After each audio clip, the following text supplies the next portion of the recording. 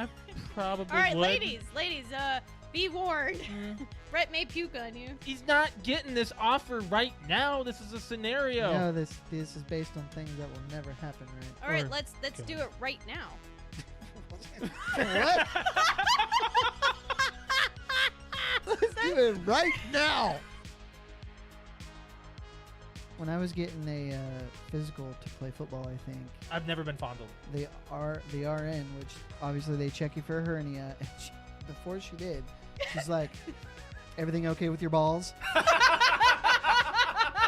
I was like, which I think she said because it was a 14-year-old kid, but Well, see, here's the thing. I've always heard stories about that. Why is that so funny? It's the truth. They're checking for testicular cancer. It's so funny. no. She wasn't doing that. She was checking me for a hernia. Well, they're checking you for both. Well, probably. 'Cause they're looking for lumps, right? No, because They're like all. you can't. When they check for a hernia, they just Don't they grab it? Or? no. Have See, you? I've never I had it told done. you. Garfield and Friends from Pickle Aw. Fanboys. Now, which one? The second one, not the Yes. first one. This one. Times a hit. Yeah, I hate that one. one. There were two There's actual two- songs. there's two of Oh, them. The well, second that's what they. one, That's he sent me a picture. Ready? Ready Ready. Two. to Party! party! We're ready To party! We're ready. Dun, dun, I hope you bring lots of spaghetti. dun, dun. Come on down to Garfield and Friends. Come on in. It's time to party with Garfield, Garfield and and Friends. And then I think there's another I verse. love how we all know that one. I think there's another verse. There in it. is. There's a little bit more to it. I have a list of movie titles that were almost called something else. Star Wars Episode 6 was almost called Revenge of the Jedi. We know this, right? I Yep. mean, we're nerds. Alex might not have known that. I was like, what are you talking about? It's not Revenge of the Jedi. No, it's no, no. Return. I was like, bitch, you ain't no nerd. Head cheese. Head cheese? Mm-hmm. Texas Chainsaw Massacre. Alex? I have no idea. Yep. Yeah! Why, Nice. Why head cheese? Because I remember there's in the Texas Chainsaw, the remake in '01, they go into that rest stop Mm-hmm. and there's a pig's head Yep. in the display case, and head cheese is a boiled. You boil How a did you pig's make head. that freaking connection, Brett? That is a photographic memory. at Oh work. my god. What is the McGangbang? McDonald's McGangbang. Simply order a McDouble and a McChicken. The McChicken sandwich is placed directly inside the juicy McDouble, buns and all. So if a normal McDouble doesn't quite fill you up, take the chance by combining a McChicken McDouble from McDonald's secret menu. So then, do you just order the two different pieces, or do you? You Order say, I want the surf McGangbang? and turf, and they'll give you the two. And they'll give you the two and you put it together. I'm not into the fish thing, but I think I would do the McGangbang. Yeah. That does not sound right at all. You know what, honey? Let's try a McGangbang. Are you bringing that to the table, Alex? Are we having We can this set it on the discussion? table and do it right here on the podcast. Try a McGangbang on the podcast. Wow. Wow. So Die Hard started a I trend. hate Speed 2. Why? That's pretty It's bad. horrible. It's kind of like it's more of a watch it because it's laughably bad. Yes. There are a few parts that I thought Sandra Bullock was pretty funny. She's a great actress, but she sucks in that movie. She cuts open the door with the chainsaw and she's like revving it. Can you guys get out? If you back up with the saw, What? if you back up with the saw, we'll give it a try. It's so bad. It is very bad writing. It is very bad. Bad. But I always thought of it as more of an action type than a funny movie, and it turns out this, like, as an adult watching it, it's a terrible It's film. horrible. That was a great That's great. quote by Yeah. you, John. I just got a Charlie horse in my thigh. Oh shoot! I You thought you okay? were gonna fart or Do something. do you need something? Hey, where's your Charlie Just give me horse? time. It's on the bottom of this thigh. Hey, you can do this. Put your foot out. Put your I foot can't out. Do it. move. Put your Oh shoot! Ah! Put it out. Now flex your foot up, like your toes towards the ceiling. It looks like you're trying to take a shit. What do you need to Well, I do? don't want it to look like What do you that. want to do? I'm trying to put my foot over there. Help me. My back's to the camera. This is No, you're fine. ridiculous. You're fine. You're okay. It's You're okay. ridiculous. You're okay. You're Let's do some Doing some freaking Christmas trivia.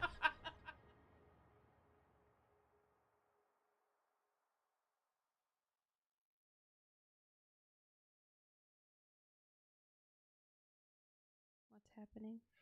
The PTO Unlimited podcast. Welcome to the PTO Unlimited podcast. My name is Josh. Alex. And this is episode 373. Dog, come here. He's being a baby. Come on. There we go. Got to start off the show with the absolute cutest interruption with Pixel. Yeah, we are live on YouTube. We appreciate y'all joining. Hello. Hope you guys are having a good one. So, yeah, let's get to the show. On Tuesday, by the way, if we were going to Monday, if we were going to record on our regular day, I would have had this like prepared as far as our 10 years ago kind of thing, like on this day. Mm-hmm. But I'm going to say it anyway. So 10 years ago, on the day we would have recorded, Destiny came out on the Xbox 360 and PlayStation, being the most addictive and influential game in our library of all time. Yes. Addictive is bar none. You know, we played this game day in and out. We played it late. It was the only game, and we've said it before, the only game we ever played that Brett was concerned. He was concerned. He was very concerned about He was concerned about our mentality. Yeah, he was like, "You guys okay?" Like we came home from work, we played Destiny until like it. 5 a.m. sometimes. I miss the Destiny experience. I miss it. Was like how you think of, like, I don't want to stereotype people, but like how you think of people that play WoW or oh, you're League. Totally on the money. Like, it's those people, when level. I think of it, I think of those people as like hardcore, like, wow, you guys are super into your video games kind of people. Oh, yes. And we met that level. Oh, yeah. Like, I can't say we fell asleep like holding the controller, but it came close. It came to the nights we were getting offline. We were in the towers doing there's actually a name for it.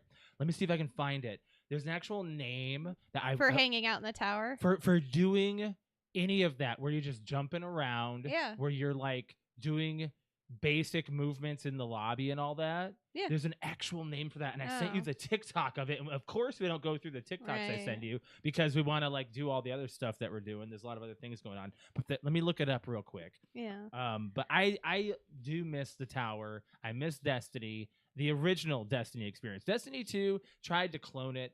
There's still some good times on Destiny 2. I'm not gonna knock it for being a bad game or good game or anything. But Destiny 2, I think Destiny 2 is a good game. Doesn't have the same level of awesomeness. I mean it's definitely it's different, but it's still a great game, and I'd love to go back to it. It's just you got to have that devoted third player. That's the only thing about this game that makes it so, I think, unique is it's not a single player game. It's not a 2-player game. It's like you need to have a solid, rock solid 3-squad team. And I mean, that person's got to be like available and just as willing to play and into it as you are to make this like such a great experience. And luckily back in the time that we did have that.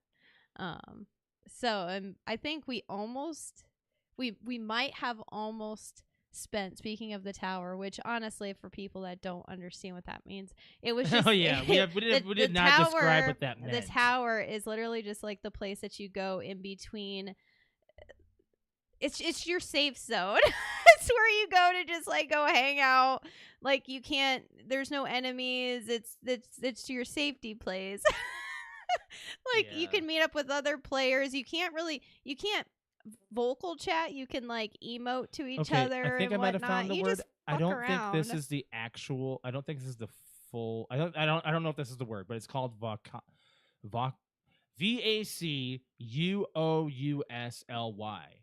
The act vacuously. Okay. Is to do something in a mindless or blank way. I don't think that's the word, but that's something similar. It's kind of what we did at the tower. I think we almost spent just as much time fucking around in the tower as we did playing actual like gameplay. Yeah. Like, sometimes it was just like, let's just go hang out in the tower, and you would go collect your quests, and it's like basically base camp. No. Malevolence? I don't think that's it. I don't know. You can go and interact with people in and out, like, that just kind of spawn. And the interaction was nothing big. You would do just stupid wave emotes, or jump dance off the and- tower, Yeah. float in the air and die in front of them. Yeah, you don't really chat. There's a Like you lot of can't things. chat. You just emote, and it would just I don't know.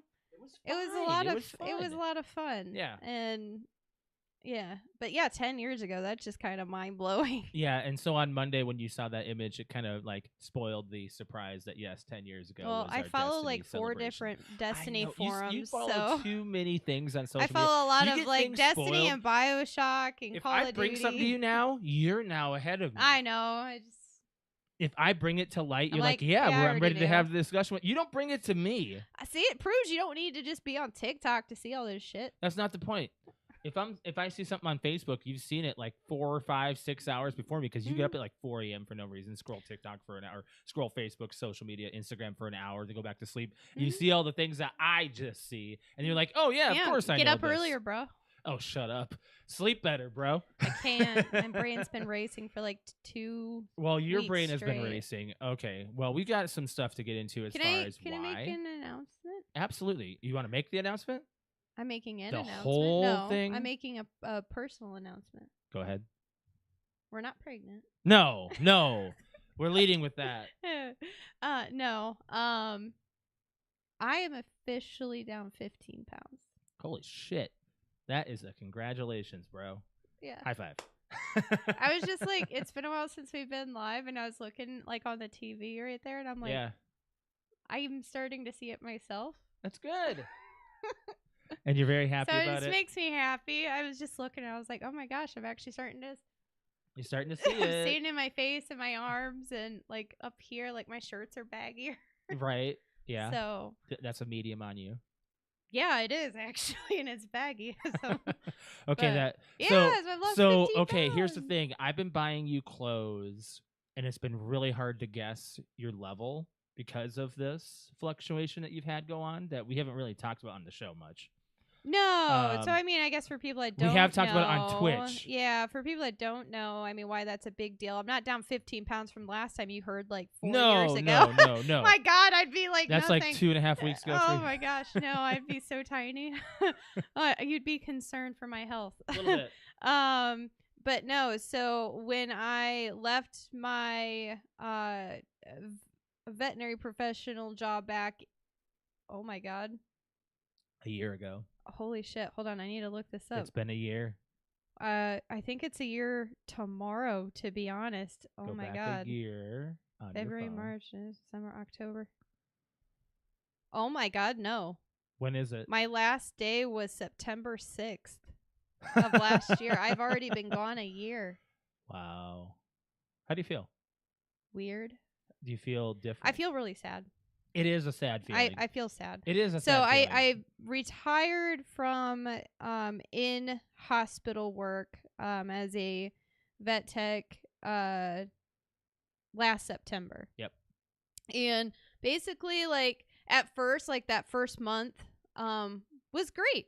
I used my PTO. I relaxed. I took 4 weeks of just.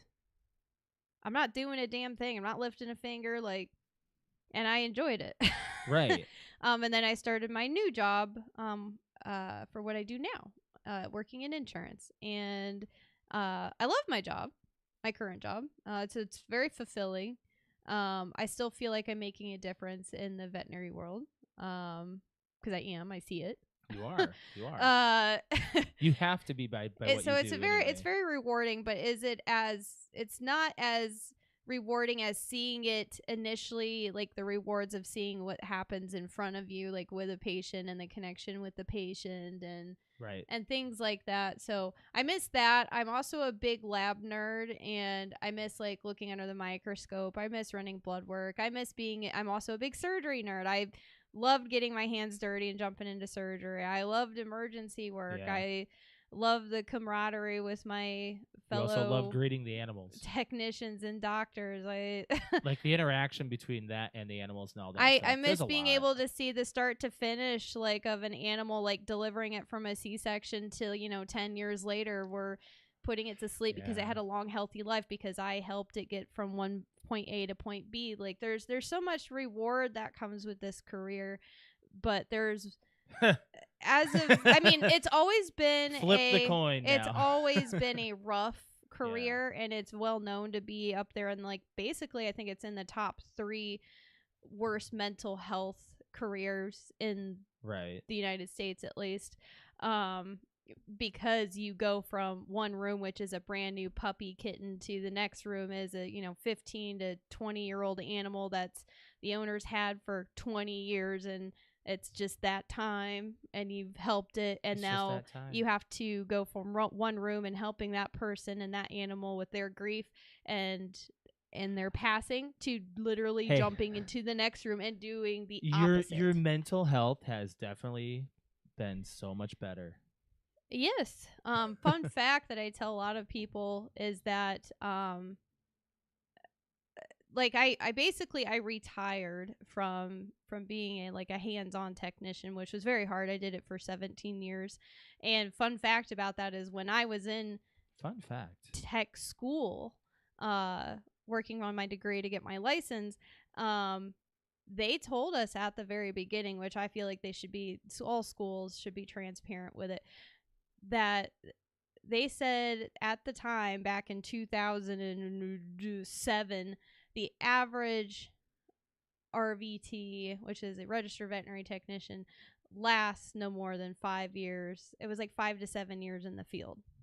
Yeah. And that's before like they get burnt out, or they change careers, or they go into something else, or they specialize, or they completely leave. Right. And as of 2021, that has gone down to 1 to 2 years because of how bad the pandemic hit us as essential workers.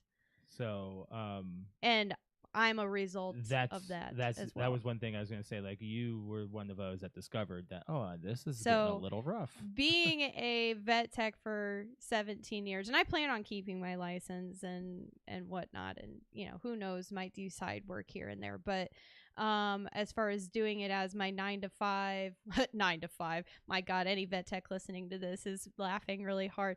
It's never a 9 to 5. It's like a 7 a.m. to, well, we close at 5, but you're there till 10, helping everything that comes through the door, because your willpower is to be an advocate for that animal in need. So and your life doesn't matter more than that animal. So that's how I spent my last 17 years. So it was a very nice career, and but I will say, kind of off on a tangent there. So with that, I did very quickly get very depressed.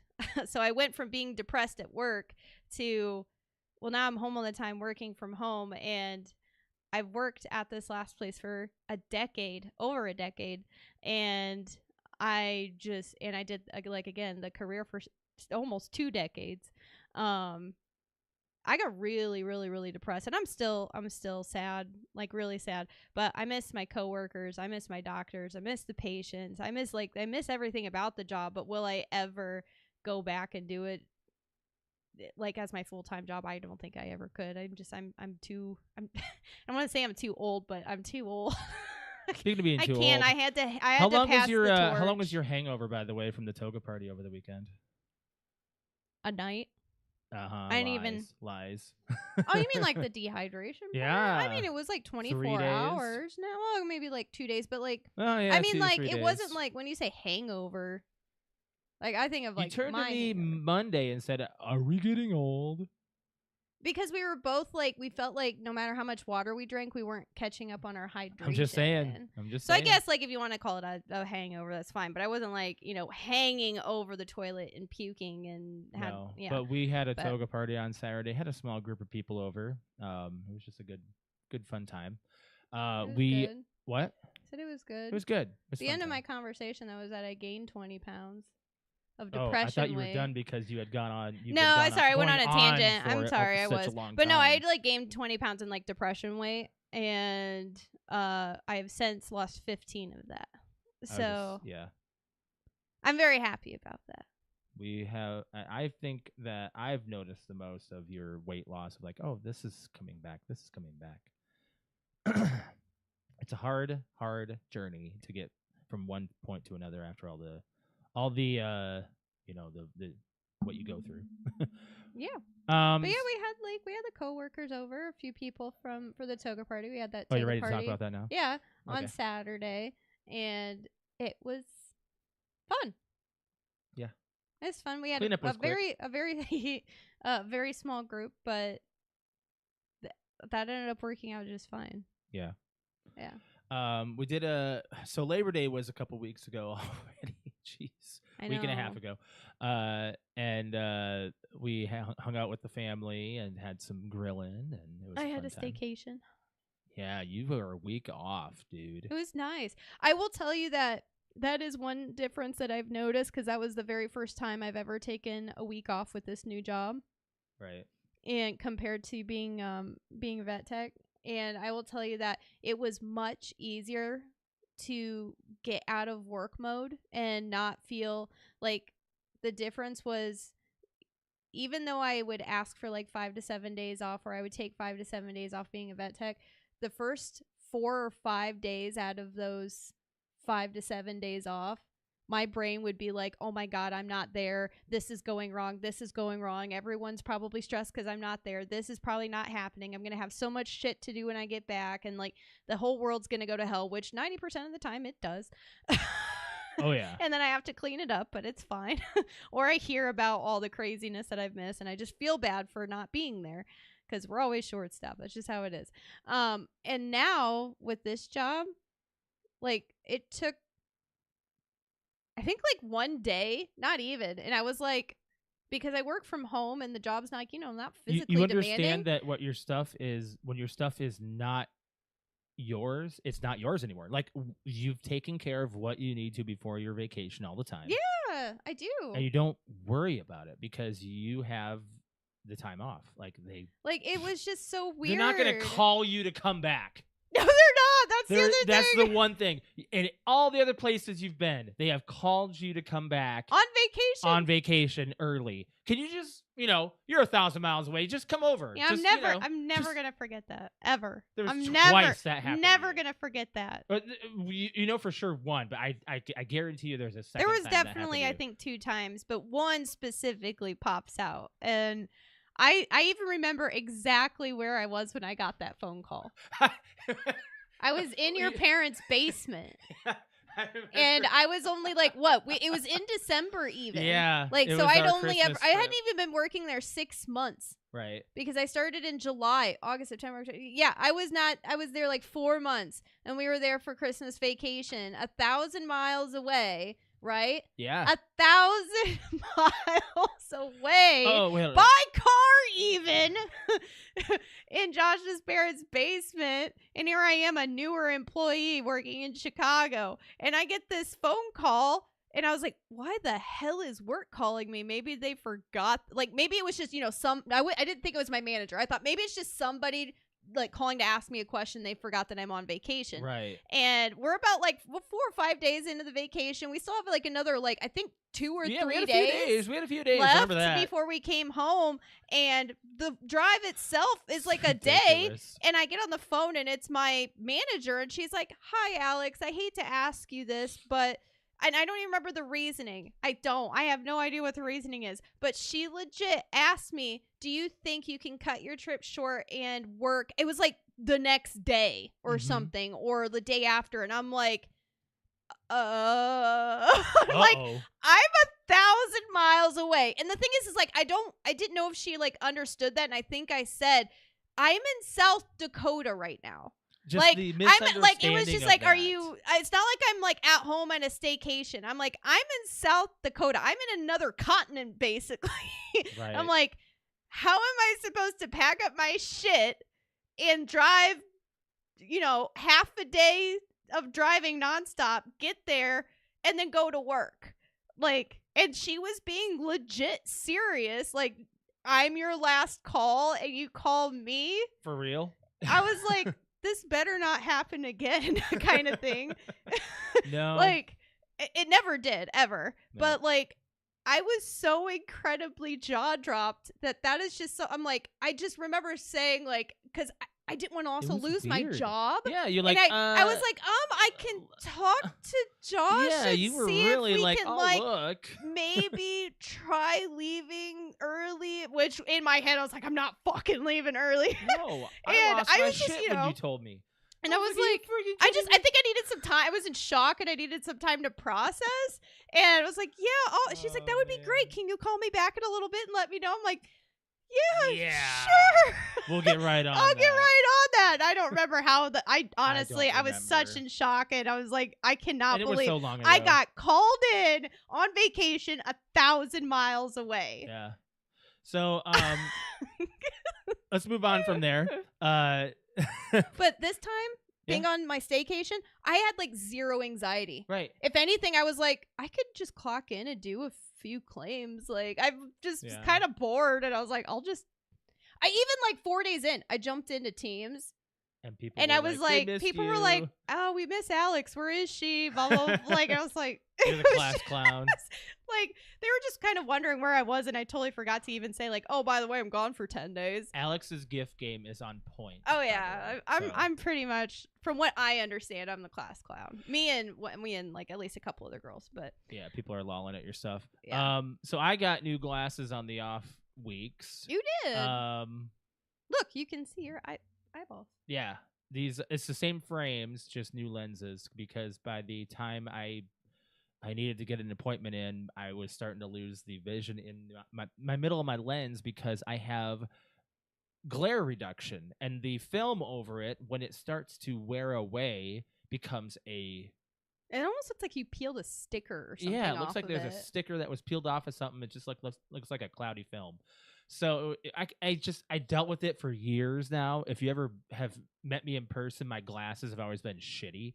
For like the past 2.5 years, I've needed new glasses for a while, but it started like the effect started happening on the side of where the glare was getting peeled away, and just like a couple weeks ago, it started happening in the center of my lens. I'm like, nope, that's where I draw the line. So went to a new glasses place. It's the same company, but a new location. We're going to get into something that pissed Alex right the F off. Are we gonna talk? Turns out there was a stalker that found you somehow on social media and broke HIPAA law. Mm-hmm. That's freaking crazy. I'm not going to mention any more than that, really, but they looked Alex up through me while they were on the clock by finding my name, because she probably recognized the last name. I'm just saying, but can you I don't believe know. that? It was a little. That's illegal. It is.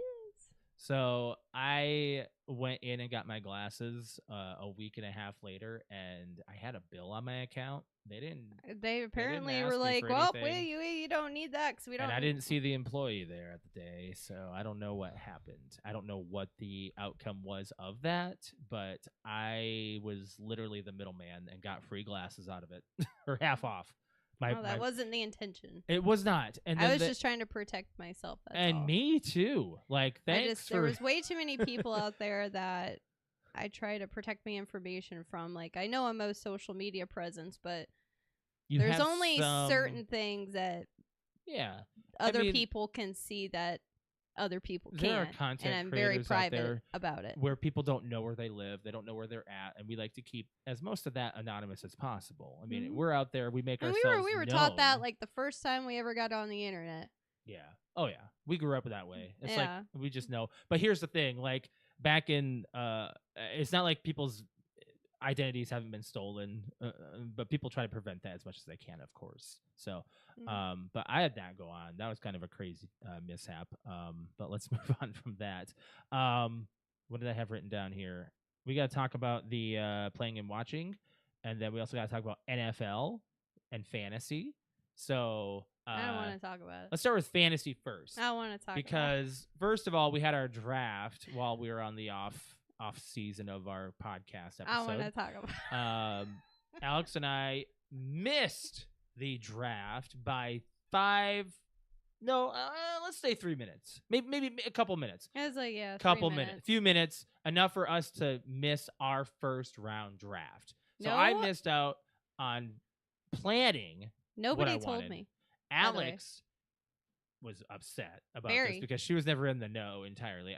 No, like we were all I sitting there knew with is that we family, were doing it on Sunday. That's and it was also Nobody at told 4 me when. o'clock, like 4:05. Brett messaged us, and we're drafting, right? I was like, what? Honestly, at this point, like I could have auto drafted and been better. This wasn't official and all that. Oh yeah, Quentin auto drafted and he beat me.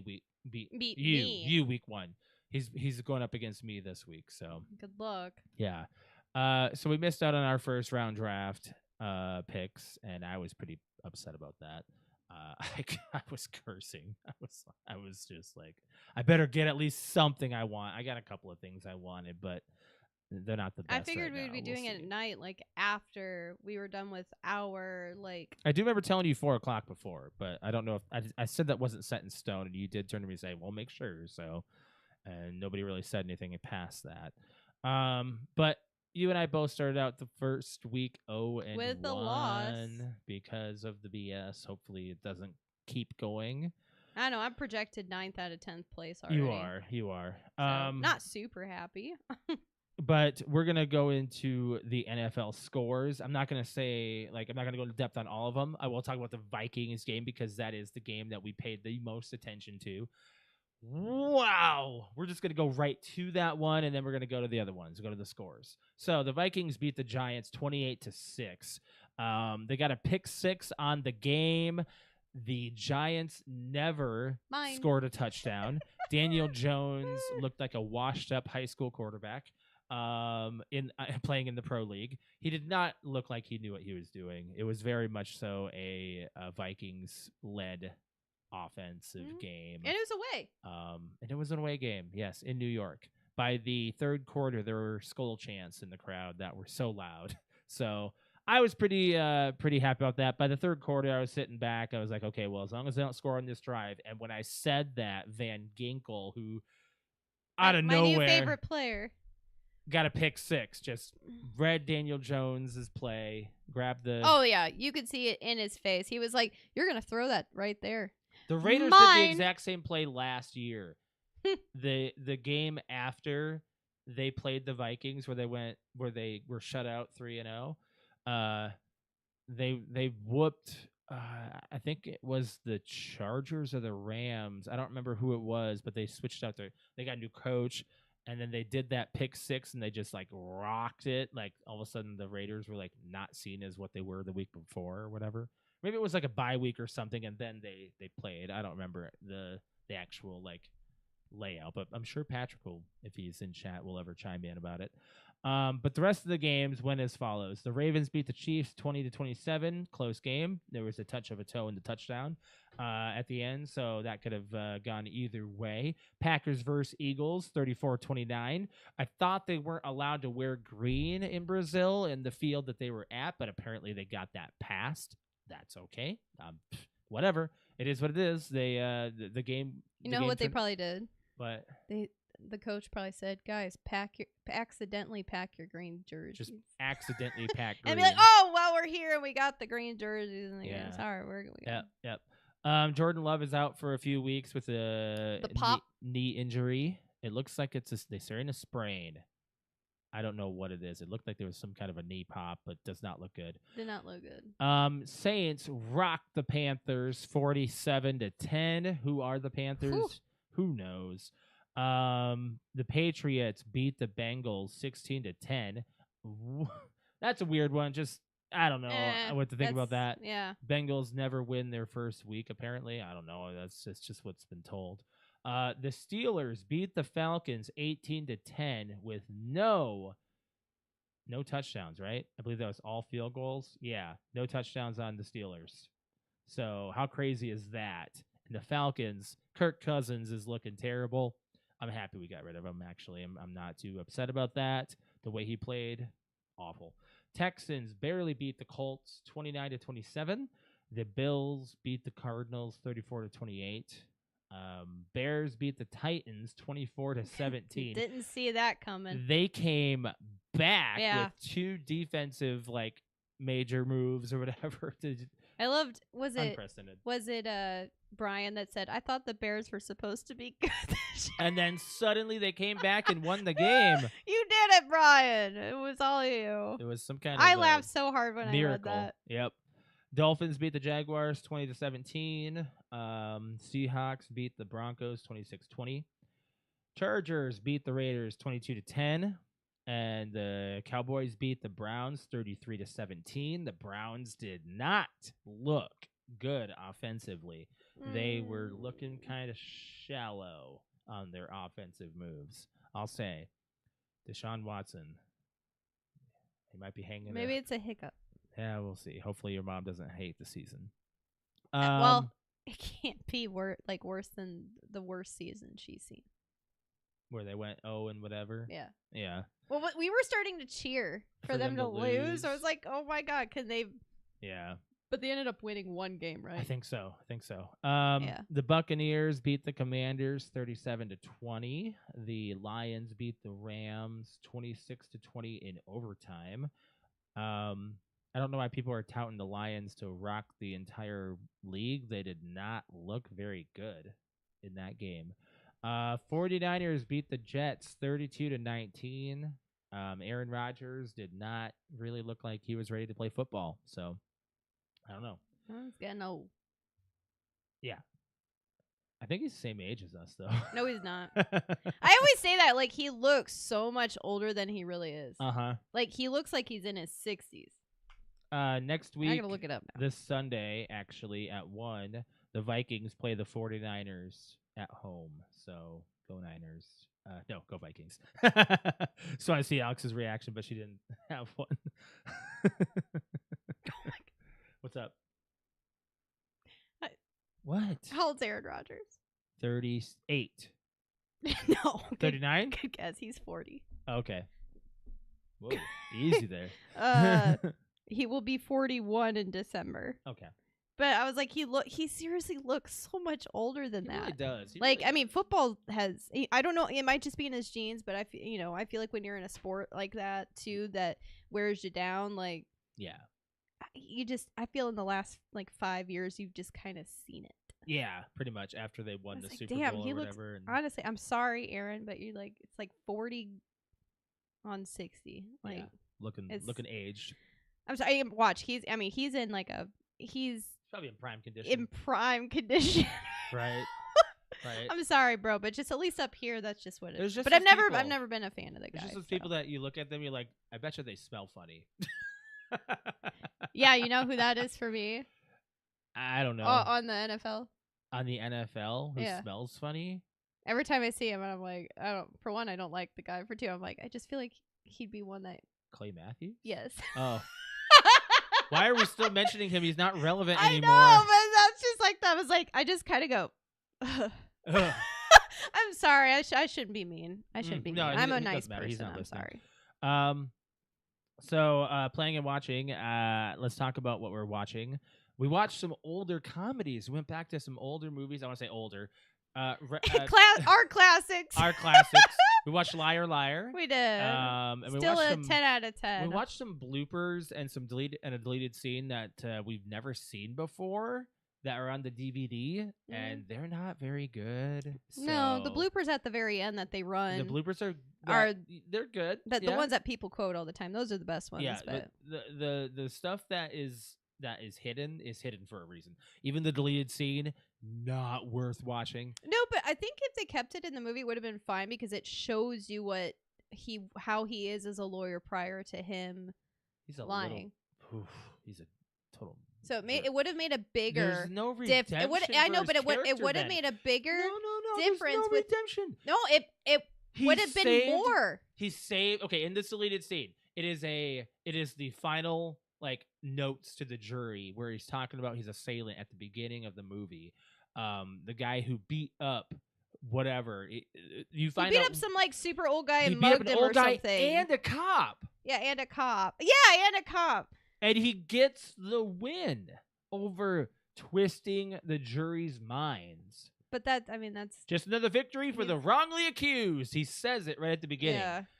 That's said the truth right there. That's kind of foreshadowing. Foreshadowing. It is. Major foreshadowing. Hey, just caught that right now. Oh. Wow.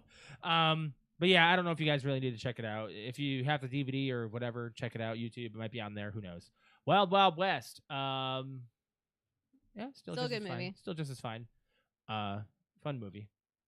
I want to talk about one thing that did come out that's making a lot of controversy on the internet right now, that we've watched, and it is the trailer to Minecraft. Oh God. I have to bring this up because me as a Minecraft player, when we were not playing Destiny, there were a couple of games that we got into. It was Minecraft and Rocket League.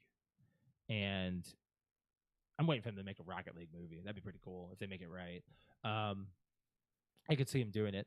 But as far as like this Minecraft movie goes, there's a lot of stuff wrong with it, and everybody on the internet has pointed it out. And I'm gonna say It this: feels like another Sonic. they had better fix this by the time they decide whatever it is they want to do. I don't know what it is they wanted to do with this movie. They're trying to make live action. Like they're putting live action into things that shouldn't have live action, just like Disney. Minecraft. Wait, is Disney making this? No. Okay. No. Minecraft, I didn't even look up the studio. Minecraft is it's a survival creative. You can do It's almost Legos whatever on you want with it. steroids. Yeah. It's kind of like that if you're unfamiliar with It's the universe. virtual Legos on steroids. And I love playing Minecraft because the survival aspect of it, we get the opportunity to make it what you want. And that's how it should be for a lot of games, especially creative games like this. So all in all, I was excited to see how they were going to go into this adventure on Minecraft, where they have made story modes before, and they have made animated series before on this entire world. So there is a lore that you can go by. You can go by whatever you really want. Putting live action characters in a live action-ish animated world where they come in through this portal that all in all doesn't really exist. People are thinking that AI made this movie because the opening of this trailer, there is a Fortnite side-by-side trailer that is the exact same that came out years prior. So I'm just saying this movie's gonna. This might not have a lot of heart to it. It might eventually get dropped like Sonic and remade. That is the hope, but you know what? There was so much this. uprising for Borderlands, and that didn't happen. So. Oh my God! And we didn't get an opportunity to watch that before this show, guys. Not yet. So it is going to happen. No worries. But I said, and I promise, we are not paying money, $1. We're not paying a cent to watch that movie, and we will not. I said I will watch it, but I'm not giving any money to that movie. Right. I will. This is probably watch it. I think the very first movie I've 100% boycotted and stuck to. As far as video game movie, you tried Tomb Raider. We turned it off. Oh, the TV show? No, the movie. The I don't reboot even. movie, Oh, yeah. which was verbatim for the first game. Nope. I'm like, if you want the adventure, play the first game. Yeah. I mean, hold on, hold the phone, hold on. What are we complaining about here? We want that though, right? Didn't we complain about Borderlands not sticking to the source material? Maybe they did it wrong. I don't know. You have to do it right. Yeah, like Fallout. There's a fine line. Last of Us, Fallout. Those are TV series. Let's try to find a movie that we like that was video game-esque. Mario movie. Mario did Mario? Mm. Mario did good. Sonic got a trilogy. Sonic is honestly that Fine. it went from 0 to 100, and they did a good job because Okay, they no, listened don't to the fans. Don't say 0 to 100. 0 to 75. Okay, 0 to 75. I'll agree. Jim Carrey being Robotnik still doesn't fit. For It me. didn't I don't fit care who at you first, but I feel like it does. After seeing the new trailer for 3, are. For 3, it fits now. which just came out too. So and it and looks good. it We looks got fine, yeah. Keanu Reeves. Keanu Reeves as Shadow. Shadow. We got Knuckles back and Tails. So it's all gonna be Yeah. like, if they make Sonic Adventure 2, they have to bring in more characters. There's a few other characters in Adventure 2 that have not been introduced in the Sonic universe yet. So I'm just saying. And I'm not a huge Sonic person, but I did play Sonic Adventure 2. and that's where Shadow came in, and I played that so you know, much. after Sonic 3 comes out, we should grab Mike and bring him back on the show. Have a whole Sonic and cast. give for him the like trilogy. do like a Sonic aftercast with him. That'd be fun. Just because, I mean, that was his nickname in middle school. Mhm. So I think you still have the drawing that he gave you. I do, but it's like cut up. Oh, Because I ripped it up because he got gave it to me mad for that he my broke up with birthday. you. And then he drew a Sonic. Then why do you still have I drew- shreds of paper? Because it was so cute. He drew Sonic, like hand drew it, and it was Sonic running to give me a rose that said happy birthday. Because his birthday's like 2 days after mine. Easy to remember for him. Yeah. So yeah, there's some trailers that we watched. Better friend. Mm-hmm. That's for sure. We got to talk about Call of Duty. We got a few things to talk about in that realm. The beta and Warzone. So I am back playing Warzone, and I am loving it. I'm playing Resurgence. I am not loving the big map right now. I'm more sticking along the lines of playing just like the smaller maps, you know, getting the revives right away, and you know, all of us are having a good time with it. I think. I mean, the I mean, boys are I feel playing like with me, watching it with the boys. I mean, I think you guys are. doing that more on Yeah. the regular. Yeah, I'm really enjoying it. I'm having a good time on. I'm picking up good Warzone. vibes. You're not killing each other yet. No, and I don't think we will, as long as we're all like doing well and having a good time together, and not like there are times when we point out the mistakes. As long as we're allowing each other to point out those mistakes amongst each other, and you know, calling each other out on them, we're good. So far, so good on our gameplay, but I'm having a blast with it. Loving Resurgence. The last season before Black Ops 6 launches starts next week, so gonna probably get the battle pass actually for this next one. And I haven't bought a Call of Duty battle pass in a long time, mainly because of what's on it.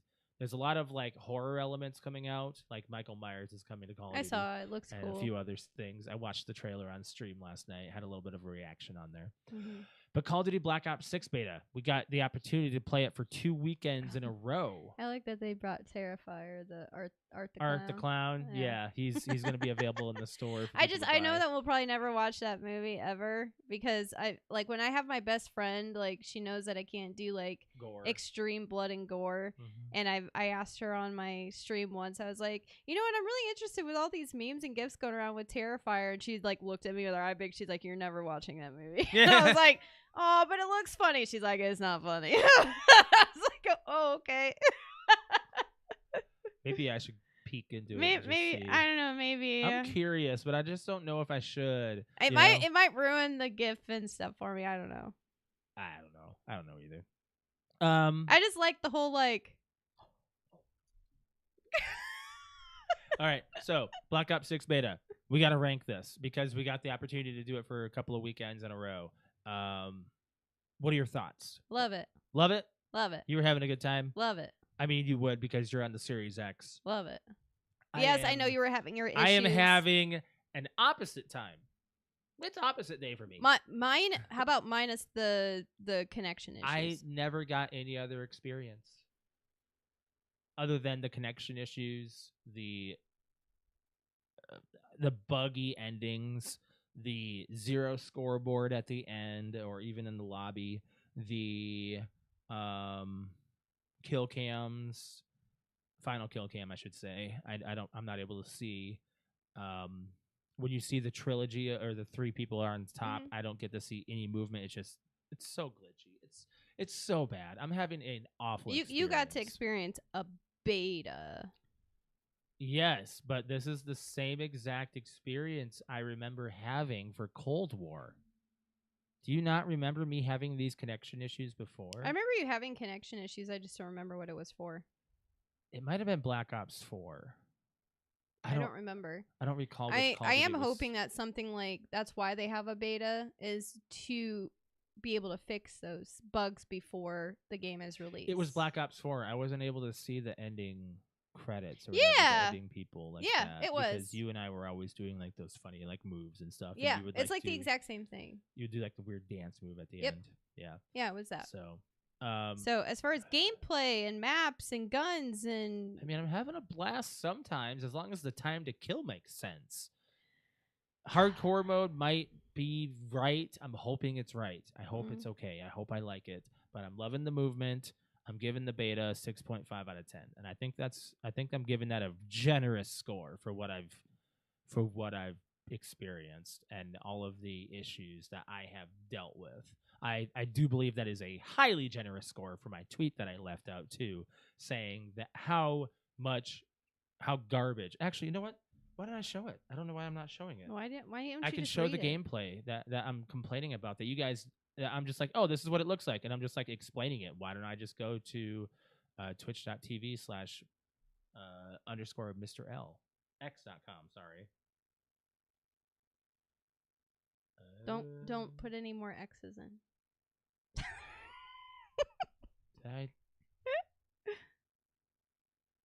I messed up because it doesn't connect properly when I'm typing. I can't see it. I don't have my glasses on. It's all a big blur. I can't tell what you're typing or what's even up. Wow. I love that this doesn't work. Well, I give it like an 8. Okay, why? Why? While I'm doing this. For one, I am not a fan of domination. I am not a fan of like objective based games or like a part or like the objective based like the games that are in Call of Duty. I'm very much I'm pretty vanilla. Like I really just like a run and gun kind of thing. But I will tell you that after playing the beta, and I don't know if it was just because of the gameplay and the type of maps or anything like that, or the guns, and I absolutely loved a Hardpoint. I liked Hardpoint. I liked Domination, and I loved Kill Order. I want to play more Kill Order. Right. And honestly, Kill Order is something that don't worry about the sound. It's not going to Kill Order is something. It's basically, I call it Protect the President. So you're basically like the game chooses one person on your team that's lit up, and you have to protect that person from the other team. And once the other team has the same thing, and you have to try to kill each other's like MVP basically. This is my experience of the end screen. I don't have the sound on, so you're just gonna see like video how choppy it is. This is like I mean this is pretty bad. And they're supposed to be doing moves here. They are doing moves, but they're not on your screen. Exactly. There's also other things that pop up above that you're not seeing. Yeah, so it says like first player, second, and third place kind of thing. That's what I'm experiencing. Yeah. So So yes, I can see why that would give you a lower score. I did not experience those things. So that is why I'm getting a higher score. But that, and I just thought that the gameplay was really, really, really good. I like the maps. There's only one map that I was kind of iffy about, but I think it's just kind of like, oh, we'll get used to it, which was like our satellite map. It's kind of got it's one-sided. I don't remember what the name of it was, but it's got a giant satellite in it. Other than that, I thought overall it was great. I think our squad had fun, and it filled the Call of Duty void for now, for the next month until it comes out, month and a half. Are you gonna play Warzone, or what are you doing in the interim? You got a month. I have no idea. Yeah. I don't know. Should we go into the big thing right now, because that's part of watching? And what else we got? Oh, we got plenty of other stuff to get to, but I mean, we've got that to get to. I think honestly, I think we should go into like jump and get the fans involved. The fan question. Yeah, I think we should get the fans movie involved. club first.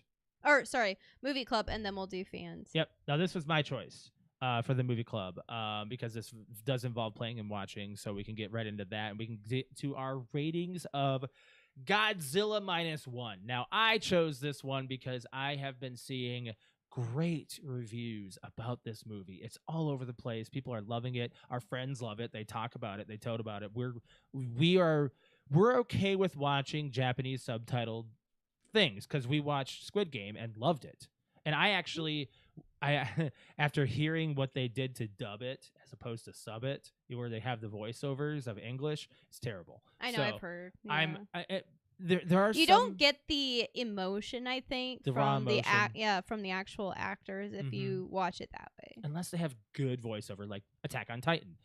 The dub of Attack on Titan is great. People love it. So I gotta say, is great that way. Everything's fine. The child acting is a little rough in this movie, but it's again, it's There's a one child, low budget film. I think. But I'll bring that into light. And let's get into the synopsis of this film too, and then the ratings, and some facts. So this movie came out last year, and it's about a kamikaze pilot plagued by survivor's guilt who seeks redemption when a giant monster he failed to kill is transformed by radiation from atomic bomb tests and lays siege to post-World War II Japan. I'm not going to even attempt the actors and actresses' names in this film. They're all Japanese, and Japanese, like, I'm sure, like, they speak it fluently and everything. So if you ever are interested in seeing a Japanese like Godzilla film that is rated so well, the critics give this movie on Rotten Tomatoes a 98%, and that it goes across the board with fans too. This movie is near perfect when it comes to a disaster film, in my opinion. The budget will blow you away when you see this film. 10 to 15 million. You're kidding. I am not joking. 10 to 15 million. They didn't pay them people. I wish I enough. would have seen this in theaters. They didn't pay. Oh yeah, IMAX. That would have been lit. Yeah. I would love to see this in theaters. And our friends did go. Patrick did go see this in theaters, and Brian, I do believe Crystal did too. She said she loved it. So it's on Netflix now. I know that for sure. And I do believe they have it available in black and white too. So, which would be an interesting viewing. Godzilla looks monstrous in this film. My gosh, they really made him look good and scary, devilish. How do you know it's a boy? That's true. Godzilla is like... In our Godzilla, it's a girl. Yes, that's true. So it's really hard to like state that. Like, We'll just say it's a boy. Pretty certain He it's a looks boy. pretty masculine. Very. And watch it be a girl and a bigger one is in like another movie. Right. I mean, we're gonna get into spoilers on this, but do you really expect Godzilla to have died? It's Godzilla -1. This is like when I didn't Godzilla understand the begins. movie until the end, like the Right. movie title till the end. And the way they bring up that movie title is pretty fucking I know sick, they did a too. good job. I was just like, oh, -1 point. Ah, got it. The acting of the adults is great. The main character is great. I called the ending. I called it. I just did. The success of like this movie is unprecedented. Not a lot of people thought this was going to happen. They thought that this was going to be a low budget film and it was going to compete with the other Godzilla and Kong movie that came out this spring. which is definitely its own movie. Its own, absolutely. Yeah, definitely its own movie. This is like seeing It's the not Joker something like film you need on to its like. own. You don't really need to see any other You know Godzilla the movie lore of ever Godzilla. You to know see what this happens. movie. Godzilla became a lizard because of nuclear blast and testing. That's what it is. There's your lore. Go There's watch your it. lore. Go. It attacks Tokyo. Go. That's the normal lore. There's other places it goes Go to. go Godzilla.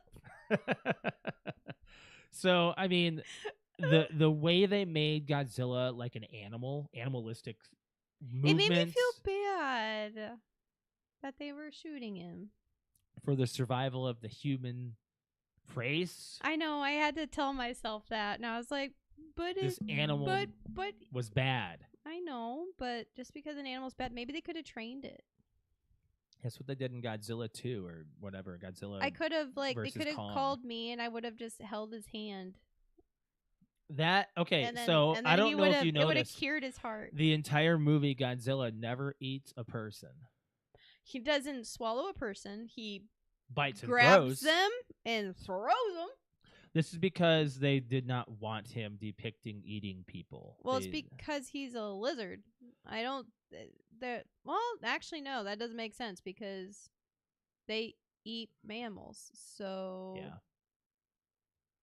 Yeah, that doesn't I'll make get into the sense. facts about this because Okay. it's mentioned in the facts. So, what did you think about this movie? Oh, it was great. Yeah. hmm Do you have I don't like, give it 100 or a 90. I'm giving it a 9. What are you giving it? Let me just tell you before I give you my score. Okay. The factors that are going into my As to lower what you don't like. lower than I would have expected, or lower than you would expect score. Okay.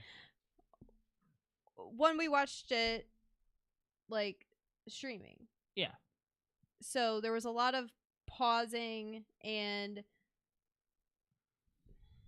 You think the theater experience would have been better? yes, what I'm trying to say is, like, it is definitely a theater movie to get the, like, full experience with this movie, and I feel like I would have given a lot higher score than what I am giving it because of that. Right. So I am giving it like a 7.5. Ooh, that's But low. like it's teetering an 8 just because, like, if we get the chance of watching it on a big screen or projection, or like even like at the drive-in or just something big like that, then yeah, I'll go and watch it. It's pretty cool. Not even the drive-in. But, like, no, I don't know the drive-in. Was I blown away by the movie? No. Was I blown away by, like, some of the visual effects of the movie? Hell yes, I was. For the cost. For the even. cost and just, like, I mean, Godzilla itself was fucking scary. Like, The eyes. all the other, like, Godzillas we've ever watched. Looked back. You like leapt back. You saw. You like. Whoa. I was like, oh shit! Like, they made those eyes like look like they're like looking into your soul. Like, it was like ridiculous. Like, you would feel like the power of it. So if it was all that, yes, the takeaways were I thought the acting, like, it was good, yeah, but, like, there were certain things that I just don't feel like I got as much into the movie. I just feel like it could have been better as far as acting, and there were certain things that, like, I'm going to point out. So one of the main characters, the girl that got hurt, all they did was, like, most of people's injuries were just they threw a white bandage over it, and they're like, it wasn't realistic. That part wasn't realistic. Yeah. It was. I feel like they could have done more with Realism? special effects, like real special effects. What's that called? Not CGI. Like, what? Practical. Practical. They could have done much better practical effects with the actual people than, hey, we're just gonna, you got your head bashed in, but we're just gonna put a little bandage on it and it's white and there's not even a speck of dirt on it. It really takes, for being in the medical field too, it takes you out of the movie. You're like, oh my god, really? So, and then at the end you get the girl that, she should have died. Okay, I know that she didn't, but she should have. Right. And the fact that she just has this white little, like, her living really, is a miracle. I get it. That's fine. That's why the reaction at the end is. I get it. It is. But there's, like, no scratch. At the same time, at the very end, there's this thing that is going on. I don't want to do so many spoilers, but there's this thing that you see. Yeah. And it reminds me of Godzilla regenerating. So there's that, but she still didn't have, like, a drop of, like, blood or anything all over, and, like, there's a lot to go off of on this movie that it's like there's a lot to, it could sequel really well. Also his roar. The roar was done. The roar was perfect. The roar, instead of creating a new one, the crew simply played the original Godzilla roar over loudspeakers and recorded that audio. They used the original audio of Godzilla for this one. I also thought just doing, like, keeping the whole, like, blue, like, light up, doom, doom, doom, like he's charging. That is such a that gets me, like, I love it. I like that they put that in. Would you say that Godzilla is your favorite destructive monster, like, to watch? I don't know if there's who else is there? King Kong. I definitely like Godzilla more than Kong. Yes. What else is there as far as destructive monsters go? I'm probably. You say destructive monsters, and I just think of Power Rangers and. Let me look them up real quick and see if there's like any big ones that like I'm sure. Crystal says it was definitely amazing in the theaters. See, I think I probably would have given like an 8 or 9 if I would have seen it in the theaters, but I'm giving it like let's do a 7.75. There you go. Wow, a 0.5. It's just not up there yet for me to be like Hydra. Well, we also watched this in a matter of 2 days and not like in a single sitting. So there's a lot of factors that I think went into it that brought my score down. But do I think it's probably worth a 9? Then yeah, I do. But it's for me right now until I see it again in a certain setting, it's going to be a 7.75. The Kraken, Minotaurs, Hydras. Nope. So far, Godzilla's topping all of that. Yeah. I mean, like, okay, so the Kraken and Pirates. Mm-hmm. Woo, that thing was scary. Mm-hmm.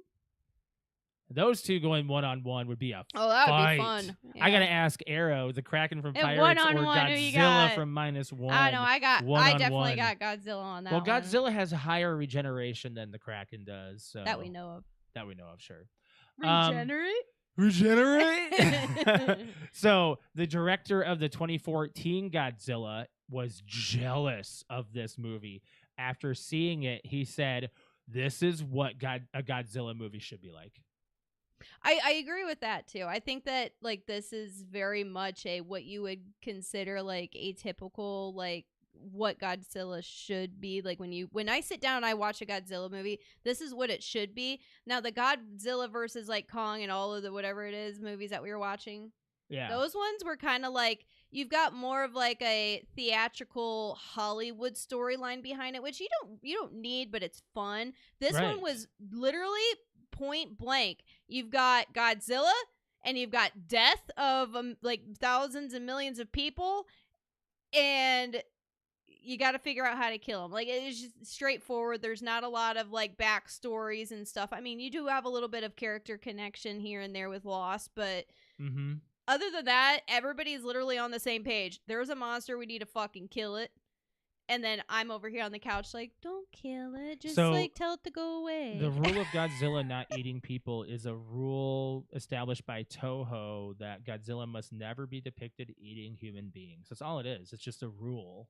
See, and I think it was more, I don't want to say exciting, but more jaw-dropping to watch him like nearly miss, right? Well, no, that, but like to like take somebody like almost like in Jurassic Park where they come down, they snap, and then the fact that he didn't like swallow him, like you kind of like that person like if he's still alive and like he's thrown out, like it's more scary that they don't swallow them. Right, I agree. And that they're smart because enough you don't to know just how be their like end was really crunch like and throw. Like it was like, oh shit, that dude. It's not because you just think like this is not an animal.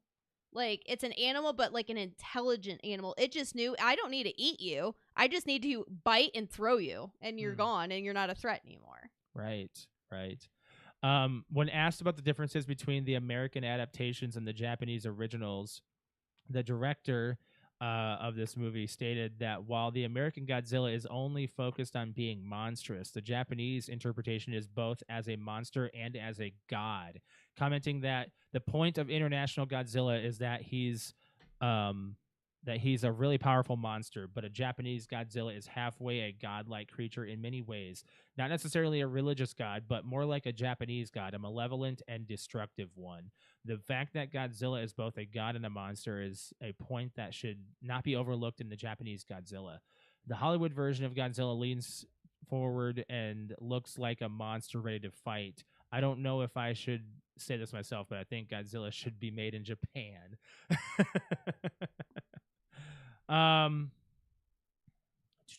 What else do we got here? The director met Steven Spielberg, who told him that he saw the film 3 times. According to the director, Spielberg first saw it at home and went to see it 2 more times in theaters. The director, his name is Yamazaki, compared this to being praised by God, since Spielberg is one of his greatest inspirations.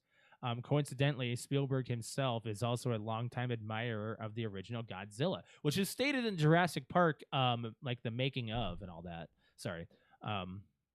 Like that he had influence on like the old movies like that. So there's a lot of other stuff I could probably get into, but we have a lot of other things we want to touch on in this movie. I definitely say it's worth a rewatch. Definitely And worth a for a me, watch. rewatches are 8 and above, but I'll give this 7. We'll just say a 7.8. 7.9. It's just it hasn't hit an 8, but but it's enough for me to be like, if it's on the big screen again, I'll be like, oh fuck yeah, I'll go see it. So I give it a 9. You gave it almost an 8. Almost 7, 8. 7 something. Yeah. What do you want to do the next show? A brand new movie that's not even out for another 2 days. What's that? I'm just because I'm a huge fan of him. Go on. We're gonna watch Speak No Evil. Oh, with James McAvoy. Speak No Evil. I hear it's not really getting amazing stuff out it's there. It's not even out yet. Critics. Fuck the critics. You're one of them. Well, I love James McAvoy. Yeah, he's actually a really good actor. I think Split is probably got to be one of my favorites as far as acting. It was 10 out of 10. I mean, I loved it. Absolutely loved it. So this movie, the synopsis: a family is invited to spend a weekend in an idyllic country house, unaware that their dream vacation will soon become a psychological nightmare. So it's starring James McAvoy, Mackenzie Davis. Who else do we know? I don't know anybody else really on this list. It's got a small cast. Well, my guess is because it's a small it's probably just who we see in the trailer. There's just a family and them. That's it. Right. That's how it should be. Too many characters just ruins everything. Yeah. We gotta get to the fan question. Let's do it. Let's do it now.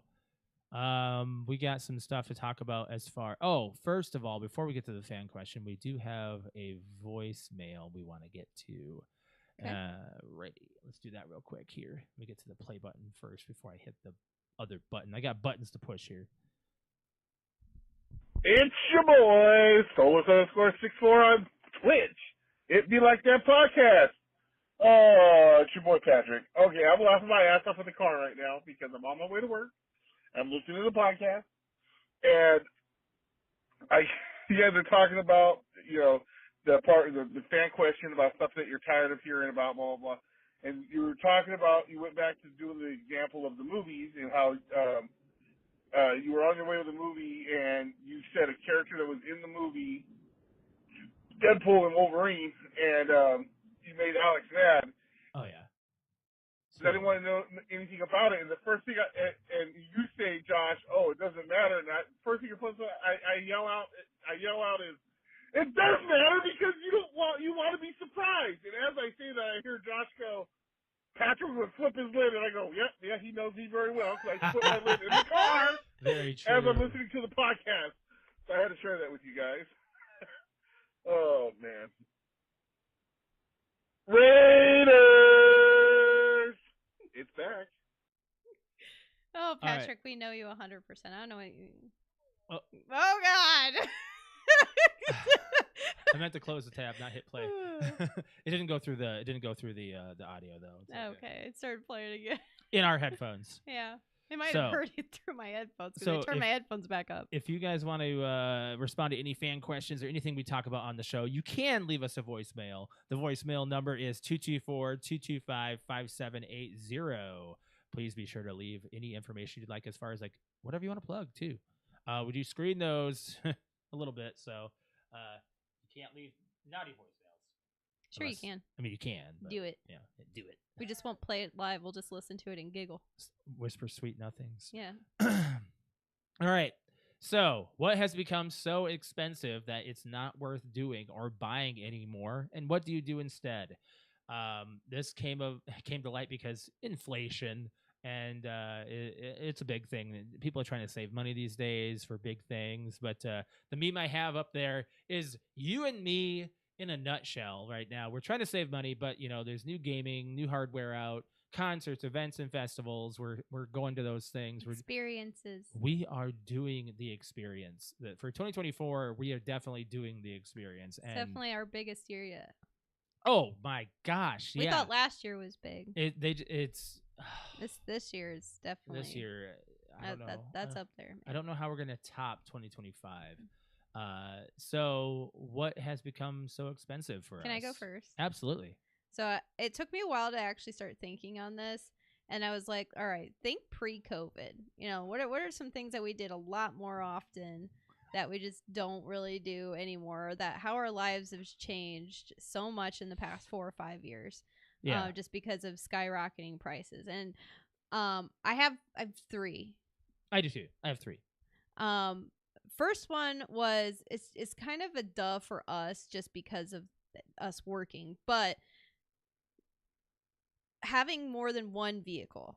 Oh yeah, we changed. We finally sold our other vehicle, so we don't have 2 anymore. Yep. But it's like with gas prices and I mean it's not even just gas, but like just having the car itself, even if it just sits in the fucking driveway, costs more money than it ever has. So I was like, why do we even have this car? So that was one, because I was like, insurance just like skyrocketed. Plus you've got the annual fees for your license plate. And I'm like, we haven't touched the car in almost a year. Oh, why? We couldn't even turn it on. Like, and I was like, you know what? The car is dead. Like that, I mean, besides the point, I was like, we're wasting money with it just sitting in the driveway. And I'm like, how can anybody just unless you're both unless it's essential, basically. Right.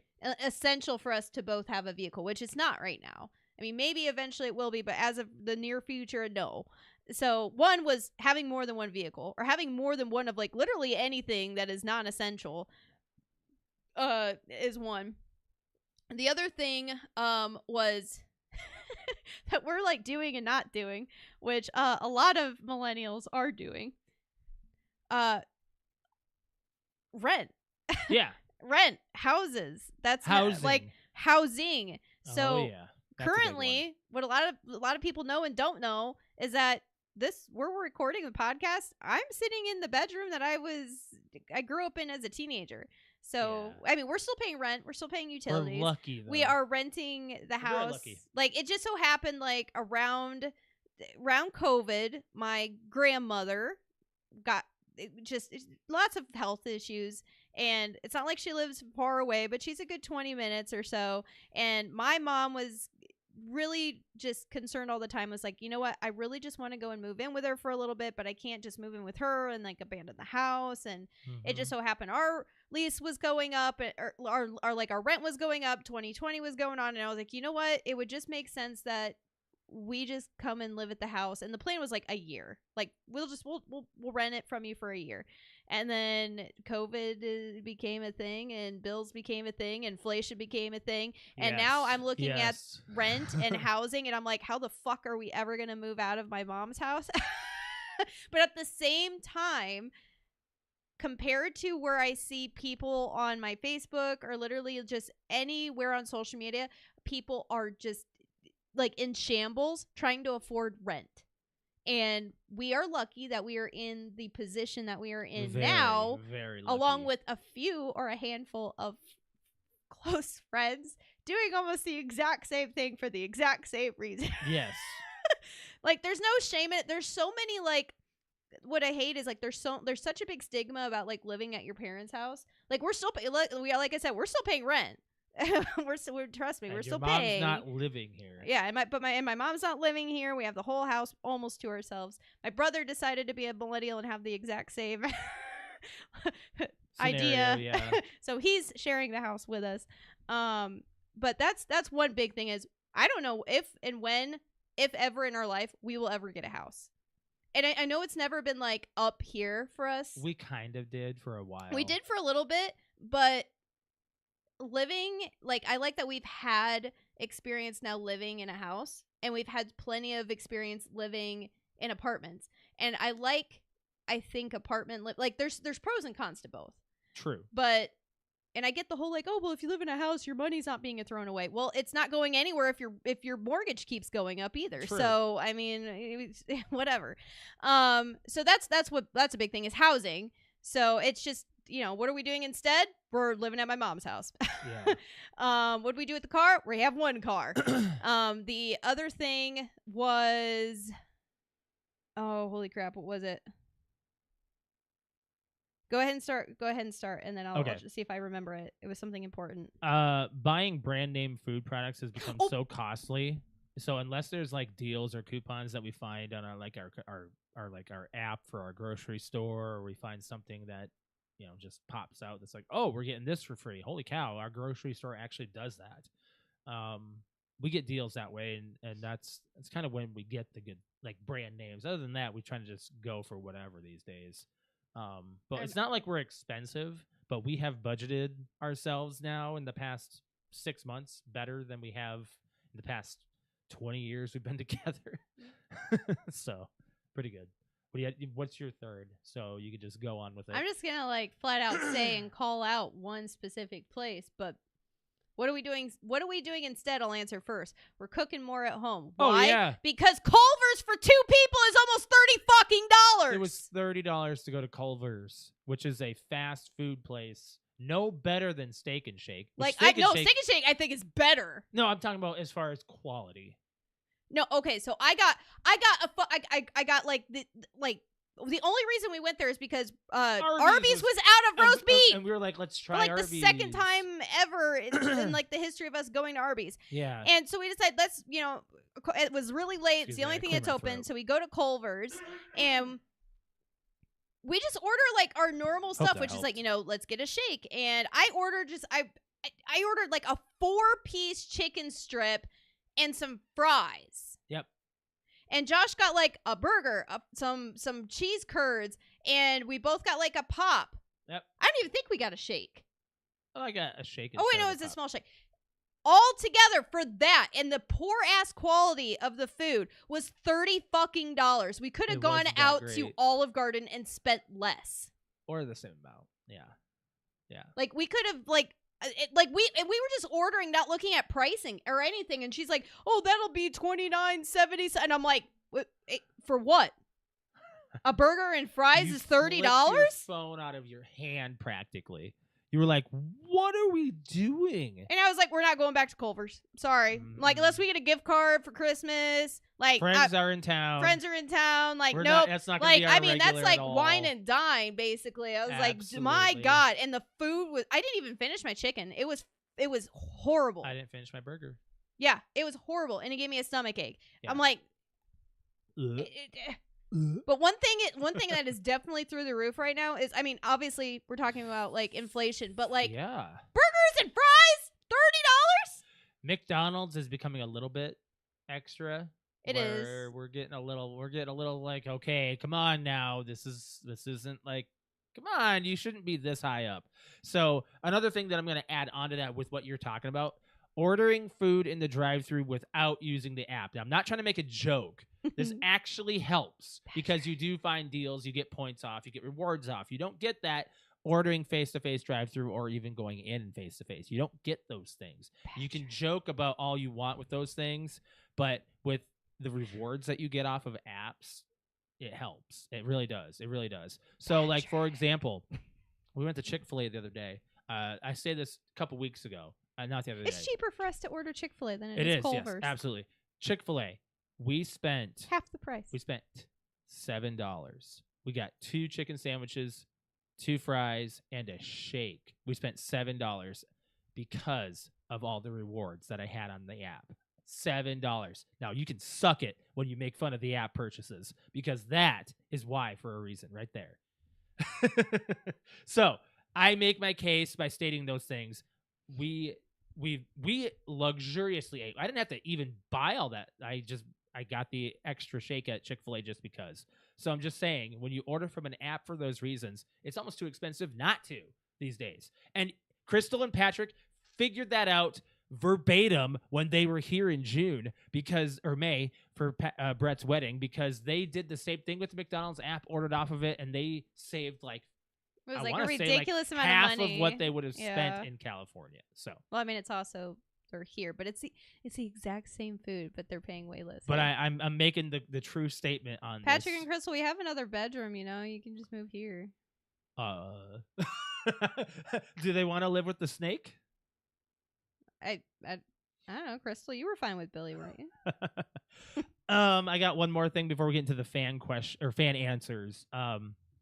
Now this one can go along the lines of like anywhere where you She buy said, "Don't tempt me." where you buy like merchandise of any type of any type of concert merchandise, sports merchandise. Sometimes you'll find it cheaper in certain places. For us, like if we get like NFL merchandise, we don't buy that stuff online most of the time. We go to visit my family. We go to a Target or a Walmart, Oh.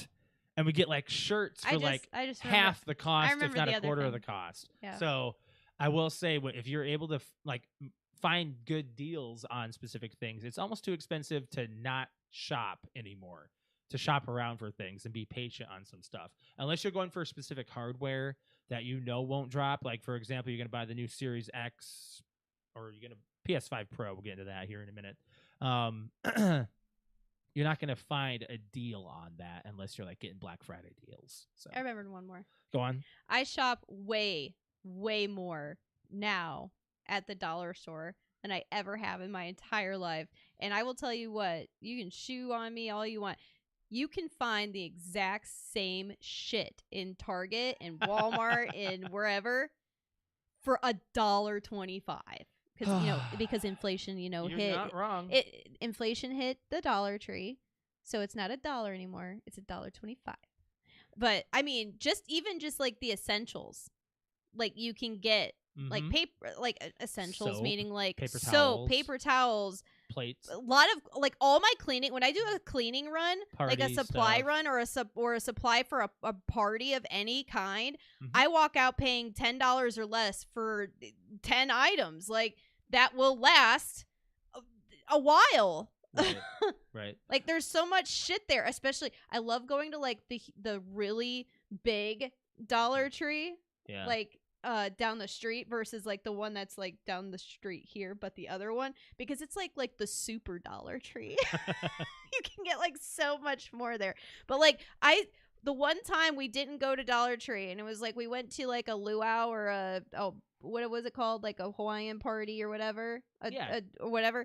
And I was like, oh, look at these cool. Like we were in like a different store. Oh no! We were going to yeah, it was a luau. It was a luau thing, and we went to Five Below as opposed to going to the dollar. We went to store. Five Below. We also went to Party City. Yeah. And we bought like our like luau stuff and like cups and all that stuff. I think that day we spent over $30-$40 on things. Just for like 2 just hours for like of a couple party. cups and some like And we weren't even Lay's gonna use and, it, reuse like it. things that like we weren't like. And then it was like the 2 or 3 days later we went into the dollar store and they sold the exact same fucking thing for $1.25, and I lost my shit. And I was like, we could have saved $30. That's a tank of gas. Yeah. So So you said from now anyways, on we go there first. We go, if they don't have it at the Dollar Tree, then we shop around. Yep. Got some responses on Discord. We appreciate you all. We'd appreciate if you guys join us on Discord and our social medias to get the responses up. Or if you have it here on YouTube, we'll also answer that as well. There was a response about the apps on YouTube just now from Crystal saying that she likes getting the free fries on Friday. I'm just saying. Just saying. There are things that you do get for free. I got one from Sassy Princess. She says, we extremely rarely go out to the movies anymore. It's cheaper for us to just buy a digital copy and watch it at home with our own snacks. Very true. Very true. We found that out ourselves with a lot of movie-going experiences. We found out that the movie-going experience the price has risen so badly. I cry inside when I see a family. Oh, yeah, me like, too. even just a family of two. Yeah. Like, meaning mom, dad, plus 2 kids. Yeah. And I'm like, they just spent $100 to go to the movie. For example, we were going to go to see, what was the most recent movie we went and saw again? Deadpool and Wolverine. We went and saw it a second time. Uh-huh. We were going to go see it at our theater. And the cost of that was more than when we were to go see it in IMAX on their like lower cost budget day or whatever. So I will say, shop around for movie going. That's why, like, Josh and I, like, we will pick what movies are that, you know what, that's worth going to the theater for. And then there's other, like, well, you know what, we don't need a theater experience for this one. We'll probably just wait for it to go here, like, or on streaming. Unfortunately, we do miss out on some of the stuff when we don't think that it's worth the theater experience, and then we see it later. And we're like, Deadpool, Wolverine, that's worth it, by the way. If it's still out and around, go see it. Go see it. Yep. And then also Godzilla -1. We do say go see it. if there's a theater showing. I got another answer from Arrow. He says eating out is extremely expensive, except for places like Taco Bell, Wendy's, or Burger King. Blah blah blah. Oh man, Taco Bell, man, we can I spend $30 there. I Easy. try not to eat out as much anyway because it does hurt my pockets. But hey, grocery shopping is no joke either. Nope. I'd rather go grocery shopping than eating out, even though I hate it. It does do me justice because I could buy whatever food I want for the week, eat that, then go shopping that next week. So I'm saying like, so now I'm left picking my poison. Do I eat out for a day or do I go grocery shopping knowing the prices are going up and my pockets will hurt? So Good response, Hera. adulting. Adulting. Look at you growing up. Very much so. Very much so. Anyways, you got some responses? I do. We got a lot. I've got my dad's mother, so my grandmother. Text you. Yep. She said buying a house. Ah. She said Well, she's bought a number of them. Well, yes, but I know that the last time I had talked to her, they were like, oh, we really wanted to get like a new house. Like they have been in that house for, let's see, I'm 35. Yeah. Over 30 years. The house that you know that they are in. Yeah. They have been in that house for probably 30 years, at least. You know what? Actually, I need to pause on this before we move into more of the discussion. I'm surprised you didn't choose Beetlejuice. Yeah. I don't know. I'm more excited to see Speak No Evil. Really? I'm definitely gonna watch Beetlejuice, but That's it's crazy. I don't know. But she said buying a house, so I know that I had talked to her. I think it was like the beginning of the year, and they were like, "Well, you know what? When we were talking about like us buying a house," and she's like, "Oh, us too," and I'm like, "Really? You'd want to move?" And she's like, "Yeah." Like I think I don't remember what the thing was, but I remember her saying that she wanted to buy a house, and now it's like, no, like it's not even in the cards. And you're talking to somebody that's retired, and they're like, "Nope, we're not buying a house. We're staying where we're at." Which, that's crazy. It's fine. That they have that response though, because they have rented out the homes that they buy. They've done it a couple times. Yeah. So then we've got my bestie Amanda. She wrote quite a bit. She has some good responses. Yeah. So we've got, she said, "Oh, that's a tough one. Lots of things, but I still do them all. The movies is ridiculous anymore." So by the way, my best friend has 4 children. 4. So yeah, she'll have the prices on this shit. And she has kids ranging from like 6 to 19. Yep. She said the movies are ridiculous anymore. $37 just for 2 tickets, an additional $27 for 2 medium drinks and a medium popcorn. Take me back to That's when we were in insane. middle school, and it was $8 a ticket, please. Half the time you can stream them less than 2 weeks after they come out. Next is shopping. 90% of the time, it's just cheaper to shop around online. And then she said, hotels, Airbnbs, they are the way to go these days. I can get an Airbnb for the weekend at the same price for one night as at a hotel, which, I mean, no joke. I mean, the place that we did stay at, the cabin. We should have. Did you not look at Airbnb? Oh, wait. I did, and you didn't want me to. I didn't. Not there. Not with the security we need. So the last one kind of makes me scared to have children, if this is true. But I mean, it's Amanda, and I think she wouldn't tell me anything wrong. She said, "Kids, if you don't breastfeed, you're fucked. Formula for a week right now costs more than a month's supply of diapers. Jesus. So if I can't produce milk, like we're broke." And like, cause like that's a thing. Like, there's just some women that just they can't breastfeed, and you have to buy your formula. Oh. And before all of this inflation, it was always diapers are expensive. And the fact that she's been like, you know what, you can buy a month's worth of diapers and it's the same cost as 1 week of formula. And I'm like, oh shit, like don't tell me that. Like, I'm scared to have children now. Even more. Wow. Right? Okay, that's what I have. Okay. Any other responses on Instagram? Oh, Instagram. I'm a dumbass. There was a good number on Instagram. I could tell you that. There's a few. I did read one recently. Actually, yeah, I have a few. Yeah. Oh, wow. Good number. Good number of responses. Good job, guys. We appreciate your responses on our Instagram. Yes, thank you. We've got Miss Dragonfly Rain, Miss Crystal. Crystal. She says definitely fast food. It's not even worth getting anymore. Might as well go to a restaurant and get some service and delicious food. Basically, like what I said about Culver's. Like I might as well just wine and dine at Culver's. Exactly. Why Why go you through the saying wine drive-thru? and dine all the It time? was- It's like as if Babe, it cost us a tank of gas to go through the drive-thru to get that meal. Yes. That pisses me off. You just got more. We've angry. got It Be Like That podcast. Shout Check out them to out. I know. Am I really gonna read that? Yes. Okay. He says, OnlyFans. I can't believe some of these prices the girls are charging, but I can't help it. I love them so much. Brian. I know that's not Brian saying No. that. It's Patrick.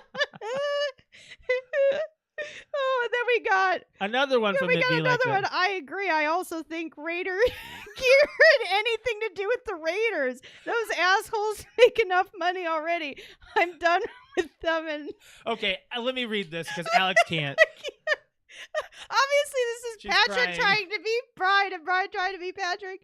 Okay. Oh my god. So Brian apparently said, OnlyFans, I can't believe some of these prices the girls are charging, but I can't help it. I love them so much.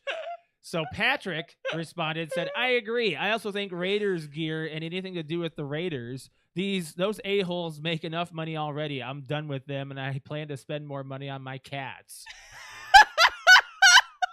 to the cats.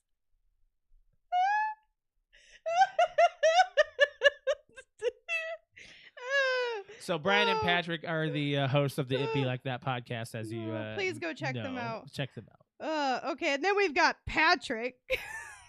On his Legit. Legit soulless. Legit 64. soulless _64.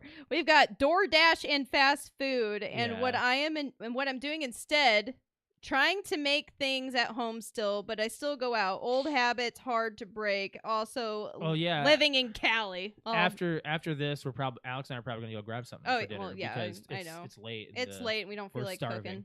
cooking. Okay, we've got a couple responses here still from J Movie Talk podcast. Shout out to them. Thank you so much for responding. We've got sports event prices have really gotten out of hand. Oh my god! So I don't bother yeah. just going anymore. Streaming services are really starting to get ridiculous as well, but I'm dealing with that at least for now. So we looked up the cost of the tickets for the Atlanta Falcons versus the Vikings in December for when we're going to go see my family. And those tickets are only $84.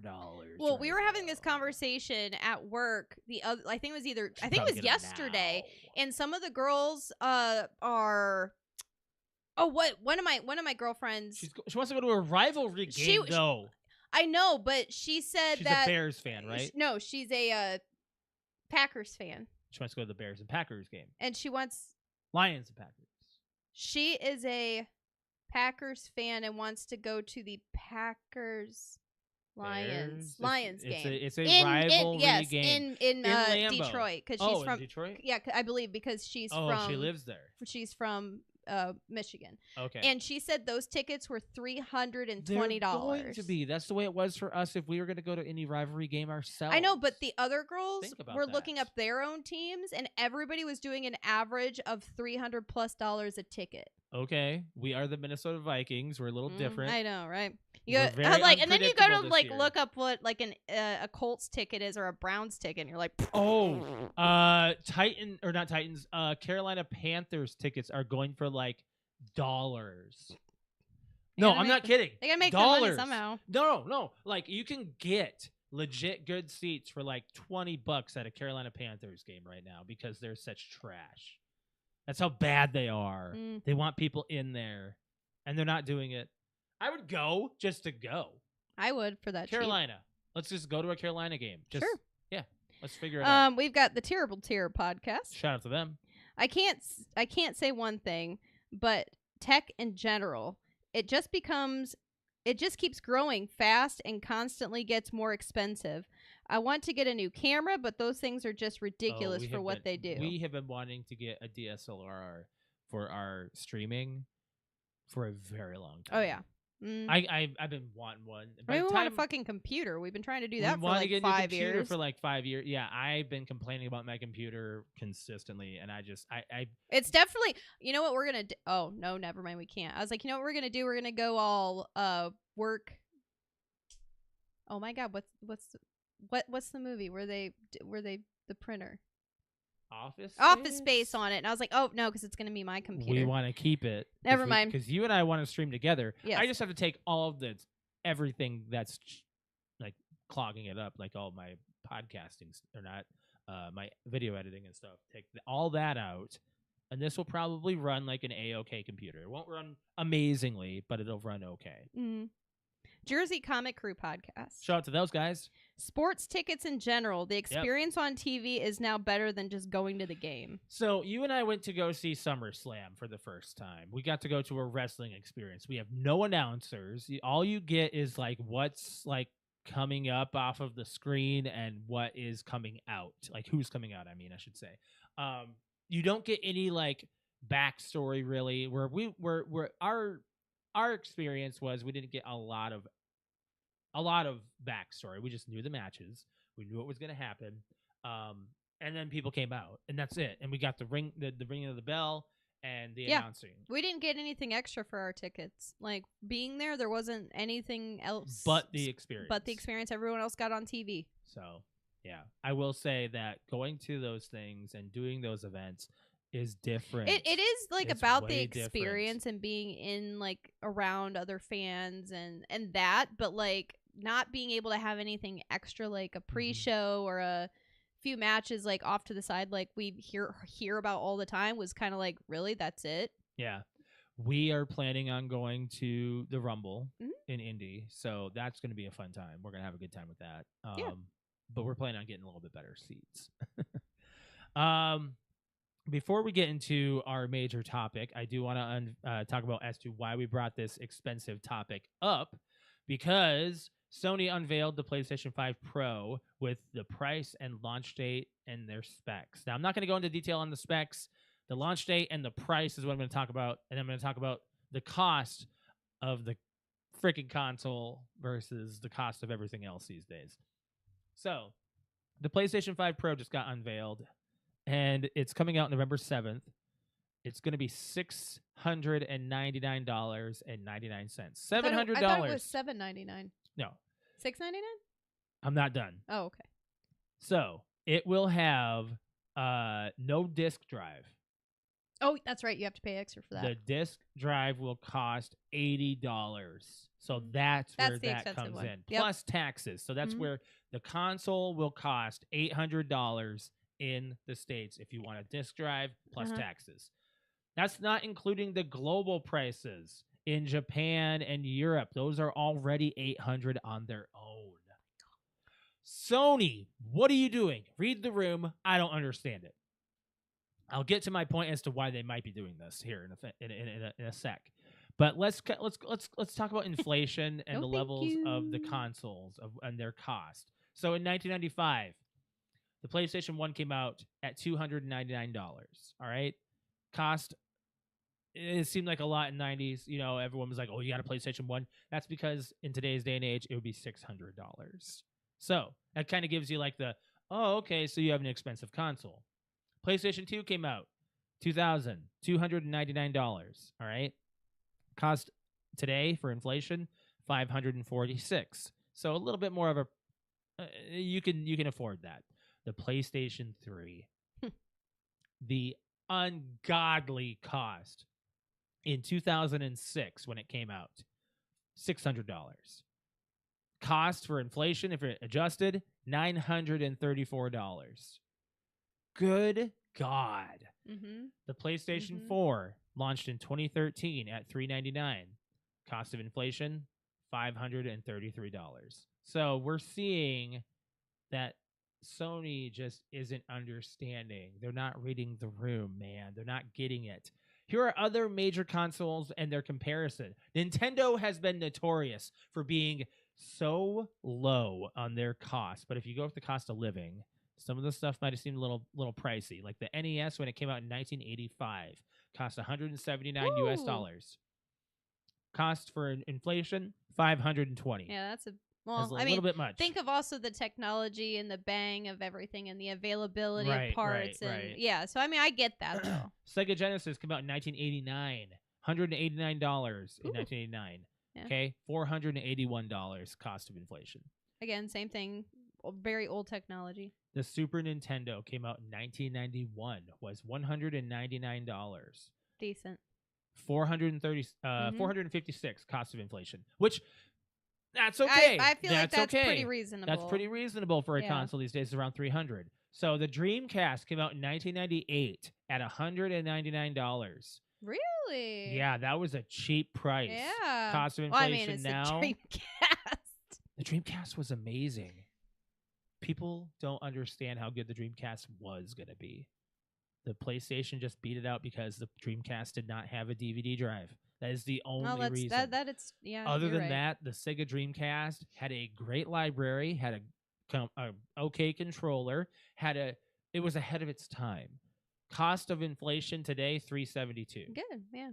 So, yeah, what we're seeing here is that Sony did not do itself justice. Like in this, So Sony didn't get the memo.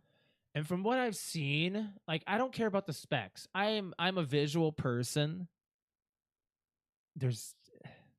You don't see much. You don't see much of a change. Somebody did You don't like have a 4K TV, it ain't gonna be worth buying Somebody did a it. side by side, and even then, what I think they're doing, okay, and we're gonna end on this note, and you can say your little piece on this if you want to. I don't really have a piece. It's Okay. It's PlayStation, and the last They're- PlayStation thing I owned was a PS2. I loved it, and after that, there's that. What game has everybody been waiting for over 10 years now? GTA. Yes. What game got pushed? GTA. They're gearing up for a GTA launch for a cheaper console. This console will be cheaper when GTA comes Yeah, out. because it'll be packaged probably with GTA. What I'm getting at here is that they're bringing this console out ahead of the curve for when GTA 6 comes out, and they'll have the console price lower. I don't commend them for that. We'll see. I understand, because you know what happens when consoles come out? They get cheaper because the technology becomes more available. Yeah. Look at what happened to the Xbox 360. Like the Slim came out, it was $200, Mhm. and it was a 250 gigabyte Speaking hard of drive. RIP, Oh yeah, rest in peace, Xbox. 360. 360 officially shut down their marketplace, Very sad. Very, which we did mention on the very show. sad. Moving on. Oh no. Anyway, Anyway. so I don't hate Sony for this, but I do at the same time, because on the forefront it looks bad, but in a year it won't. It won't look bad because Xbox is going to have to keep up. They'll have to figure it out with a new console somehow. And the thing is, they're launching some new consoles this fall, but they're not doing like any major upgrades to those consoles. So we're not going to see I a don't know. major. I think an $800 console, I've got to have some kind of brand new Some kind of spanking reason. like mind blowing like the Wii. There's Like only- the Wii was like went from a console to like, oh my god, like brand new technology Yeah. kind of thing. Like I need to have a blow. A I need to blow. have a blow. I need to have a mind blow like that to be paying $800 for a console or Yeah. even thinking about it. Yep. You're not even giving me a fucking disc drive. That's all the major articles I have to talk about right now. Other than the celebrity announcement, the celebrity death. James Earl Jones passed at Yes. 93. He had a good life. He did. He had a very long Very long life. career. Voiced a lot of Major Star Wars, Lion King. major characters in our generation. He was a very powerful voice. There's a movie that comes to mind that a lot of people would not bring to light because James Earl Jones is in this movie. It's the movie that I brought up to Quentin recently on my Twitch. It's the movie Sneakers. James Earl Jones plays a CIA agent, I believe, or FBI agent. He plays an agent for the government at the end of the movie. And It was kind of he was kind of a surprise cameo role, but it's in today's day and age it wouldn't be that big of a deal, but back then it was when the movie came out. But that's another role that I know him in. So just got to take that for what it is. Like everybody's like, "Oh, Star Wars this and Lion King that." I was like, "No, he was in Sneakers. He played a really funny role at the end. It was actually really good." But, no one else talked about that. So, James Earl Jones, he's one of the big ones gone, and they're just going to keep going. That's all that's going to happen. As life goes on, you're going to lose the big ones. You're going to lose. So, all that's left from Star Wars is Luke and Han, Harrison Ford, and what did Anthony Daniels pass? I don't know if he did or if Chewie did either. I don't remember these. Anthony Daniels would be an easy one to look up quick. But yeah, I don't recall if he passed away. He's alive. He's alive? Okay. Because I saw that one photo and it had like all the others like grayed out. He's that young? He's that young? He looks great too. 78? Yeah. Wow. Mm-hmm. I mean, I say young because in comparison to James Earl Jones, but so I mean, he's an actor, obviously. But did you also know he is a mime artist? Oh, okay. Well, that kind of that makes sense. Wasn't he in the suit for the first original trilogy? So he had to do like those motions. My guess is yes. But anyways, that's all we had to talk about for those things. We do have something major we want to touch on, and it's going to be a lot of Alex, and it kind of goes with what we're wearing. So we got some announcements. We got some major announcements, stuff that we're doing, stuff that we experienced. So take it away. We didn't really have a preparation on this, but no. Well, I mean, nobody was prepped. Nobody was prepared for biggest kept secret in music what we're industry. About to experience. Yes, one of the biggest, I'd say. Anyway, at least the biggest in our lifetime. In my lifetime. Go ahead. So, one of the last times I think we were on the show, we may or may not have mentioned that we took a couples trip somewhere. Oh no, that's when we went to SummerSlam. Yes. So at SummerSlam. It just so happens that night when we got back, it was either that night when we got back or right before we left. It was one of the two. I looked at my phone, I was scrolling on Facebook, and I saw... The countdown didn't happen then. Huh? The countdown didn't start then. It was while we were in the hotel. It might have been while we were at the beach at the dunes. Oh, wait! Yes, you're right. You're right. It was at the dunes. Okay. Yes, it was I was like, wow, we've been to a hotel a few different times. Yeah. So so when we were at the beach, we have been everywhere. So summer. we were at the beach. At the when we went to the trip to the Indiana Dunes. Hey, we went to the Indiana Dunes. That's a big one too. Yeah.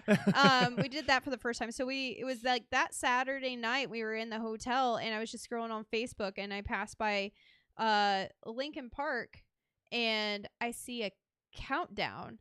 And I said, what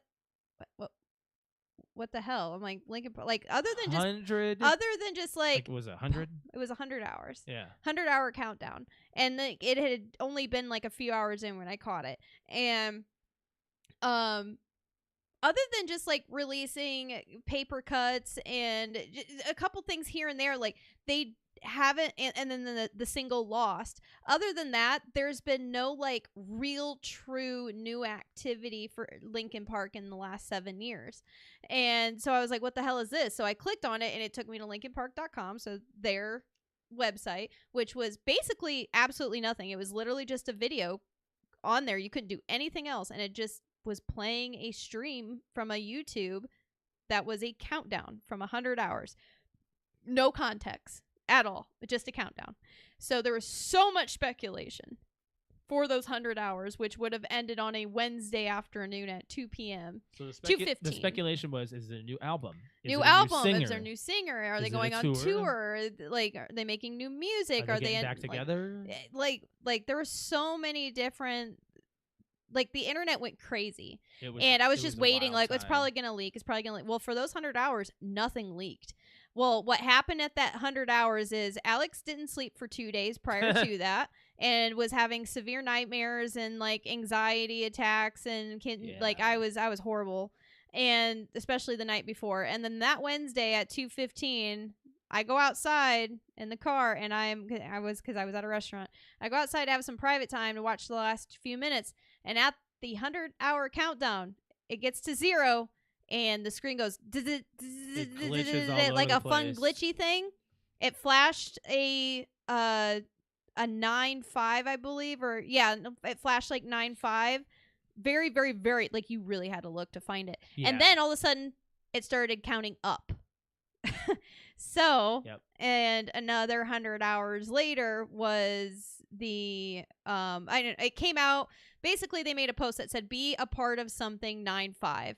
And then after that, more information came out in the Linkin Park Underground, which a lot of people, if you don't know what that is, it's basically the Linkin Park fan base. Yeah. If you've been a paid member for years at like a super premium level, you were sent an email that was very just, here's some free tickets to LA. You don't have to pay a dime. You just need to be here. Yep. And it was sent to all of those members, and they had zero information. All they knew was like, we have an event. There's a time. There's a address of where to meet, not the facility, but an address of where to meet. And that's it. Yep. And I mean, they got quite a few people, but I mean, there's that. And it said, be there on this day. So, and that's all we knew. Not even the underground knew it. They just knew we need to be somewhere and we need to go. So if I was part of that and was paying, I think I paid for like one membership ever, couple of them, or maybe a couple. Yeah. But so anyways, so 9.5 rolls around, which was this almost a week ago, last Thursday, and it said like basically we're going live at like 6 p.m. on this countdown. And all there is at 6 p.m. is there is a dark stage. By the way, there's no leaks up until this point. Like, it's like the biggest kept secret in music industry history right now. And this is a band that has like millions, billions of plays, followers, fans all over the world. And we're like, what in the hell? You guys have been silent for 7 years. What's going on? And the only thing you see is a dark room with fans, and they're all surrounded in a circle, and there's a stage, and I knew it was a performance. Like, it's obviously a performance, but the question started becoming like with thoughts coming through the head. It's okay. They're obviously going to perform. Are they just going to? Who's going to perform is the question.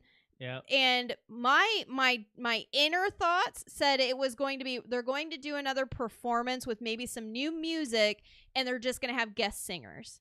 My inner gut said that, but there was also like another like, I think it's going to be bigger than what you think. Yep. Because with how incredibly silent everybody's been for 7 years on this band, how incredibly secretive all of this had been for the last week and a half, 2 weeks, I was like, this is something big.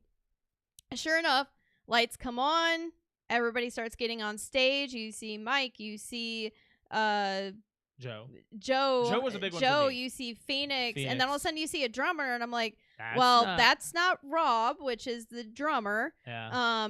And then you see who's the guitarist or the bassist, and I'm like, that's not Brad. Oh, the bassist was Phoenix. He came up. Or sorry, the guitarist. I was like, that's not Brad. Yeah. And I was like, that's weird. And then all of a sudden, so Mike's getting on the mic, and they started singing a song. They started singing a song that we didn't recognize. And along comes this, white-haired, bright blonde, bleached-haired girl up on stage.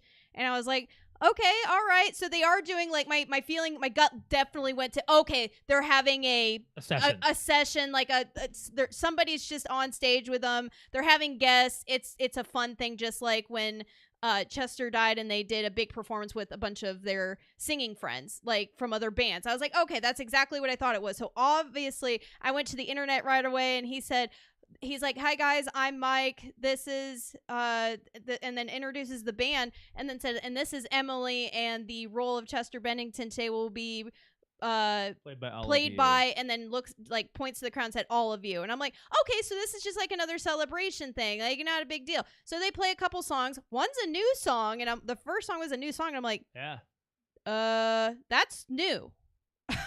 Like, that's never been heard. That's new. So that was a little exciting.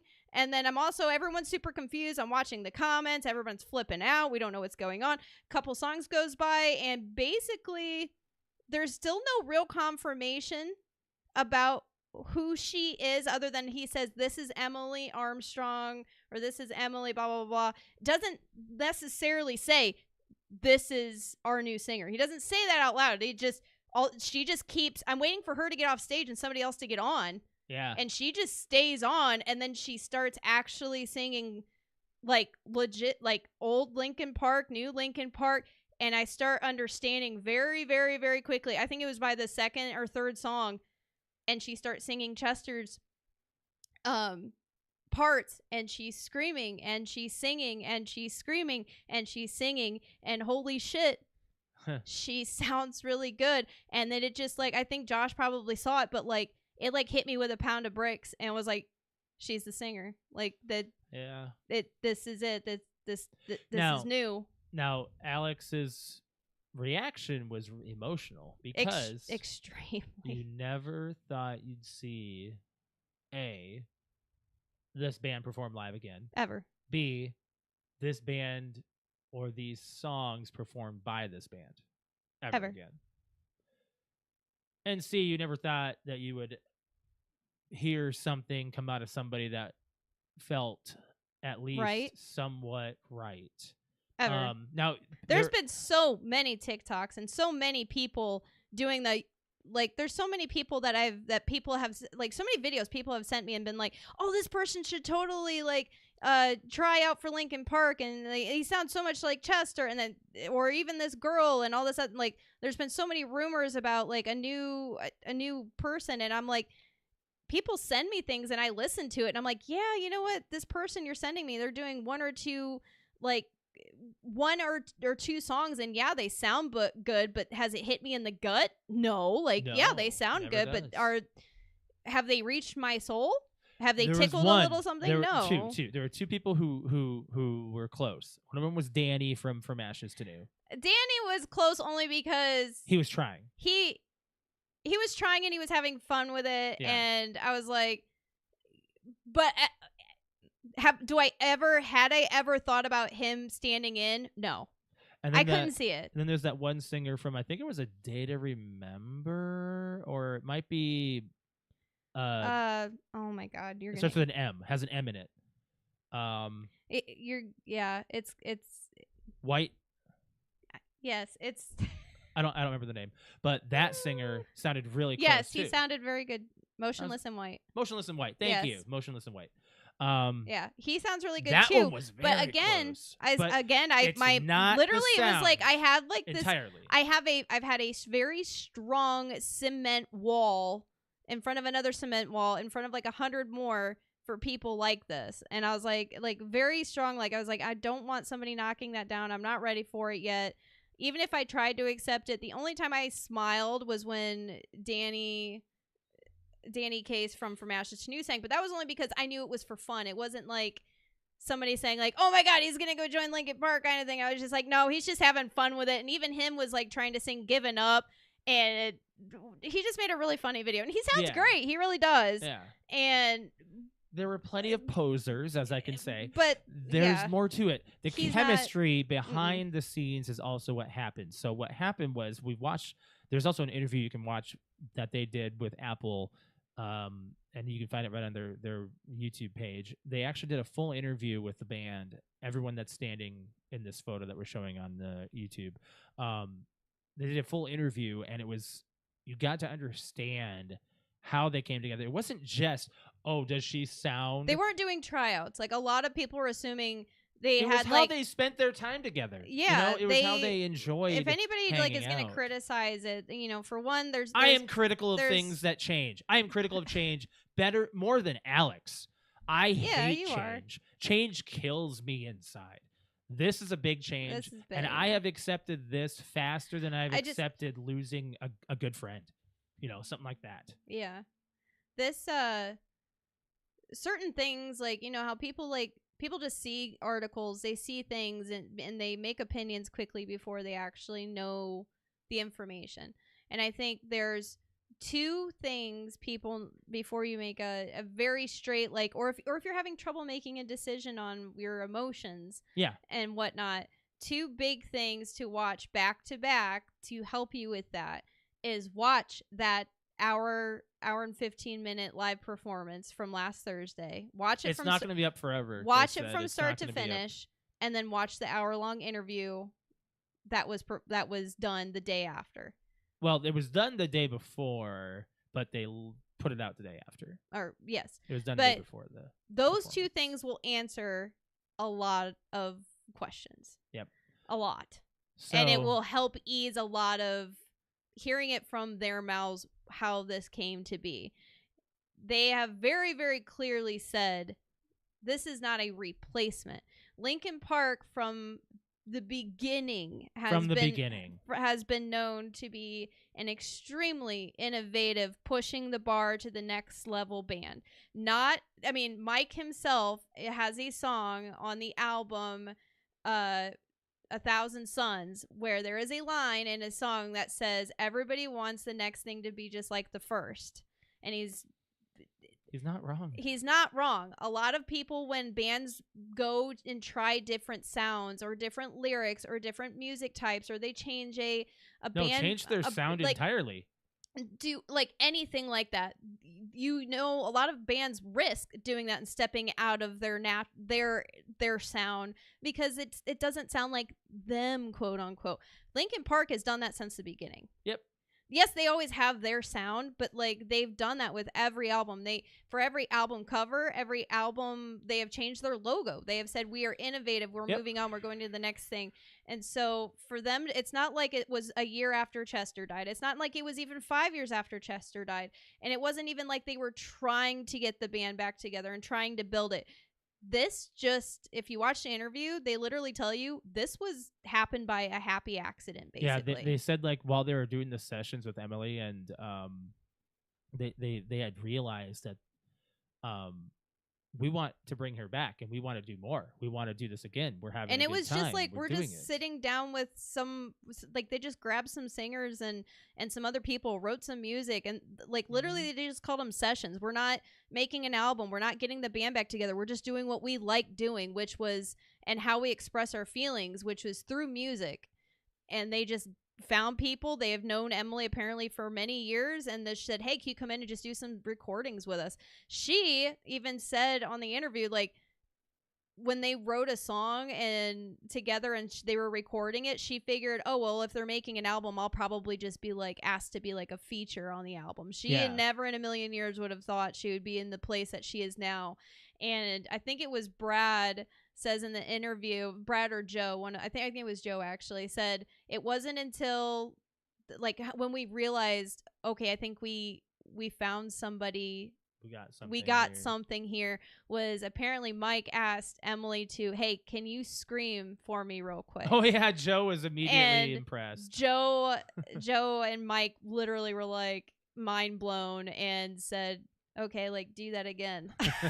And I think we got something. And then they also said it wasn't just the whole premise of this band was also not just their music, but it's how they mesh.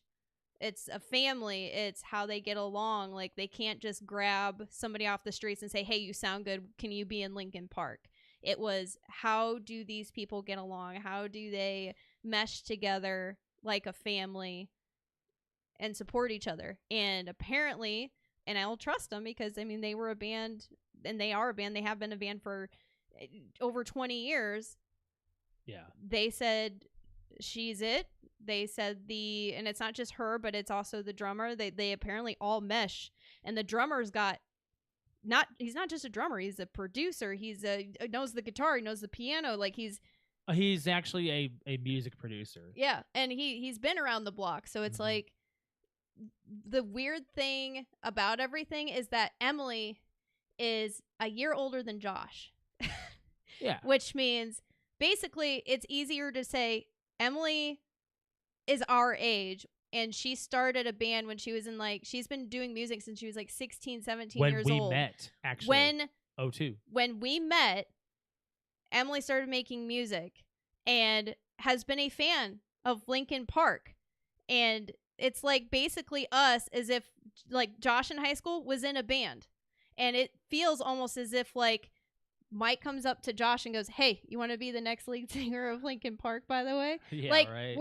Like, there's a generational gap, obviously, between her and them. She's also coming to them as a fan and as somebody that was inspired by them. Yeah. There's some controversy behind her past, but she has since been trying to clear that up and get kind of just like move on from it.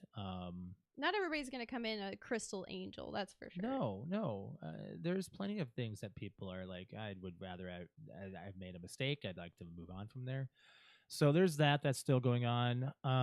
Brad will not be joining them for tours. I keep on reading that's gonna be he wants to be like that because he doesn't like a lot of crowd noise and stuff. Apparently, yeah, it's not just a family thing. Yeah. So.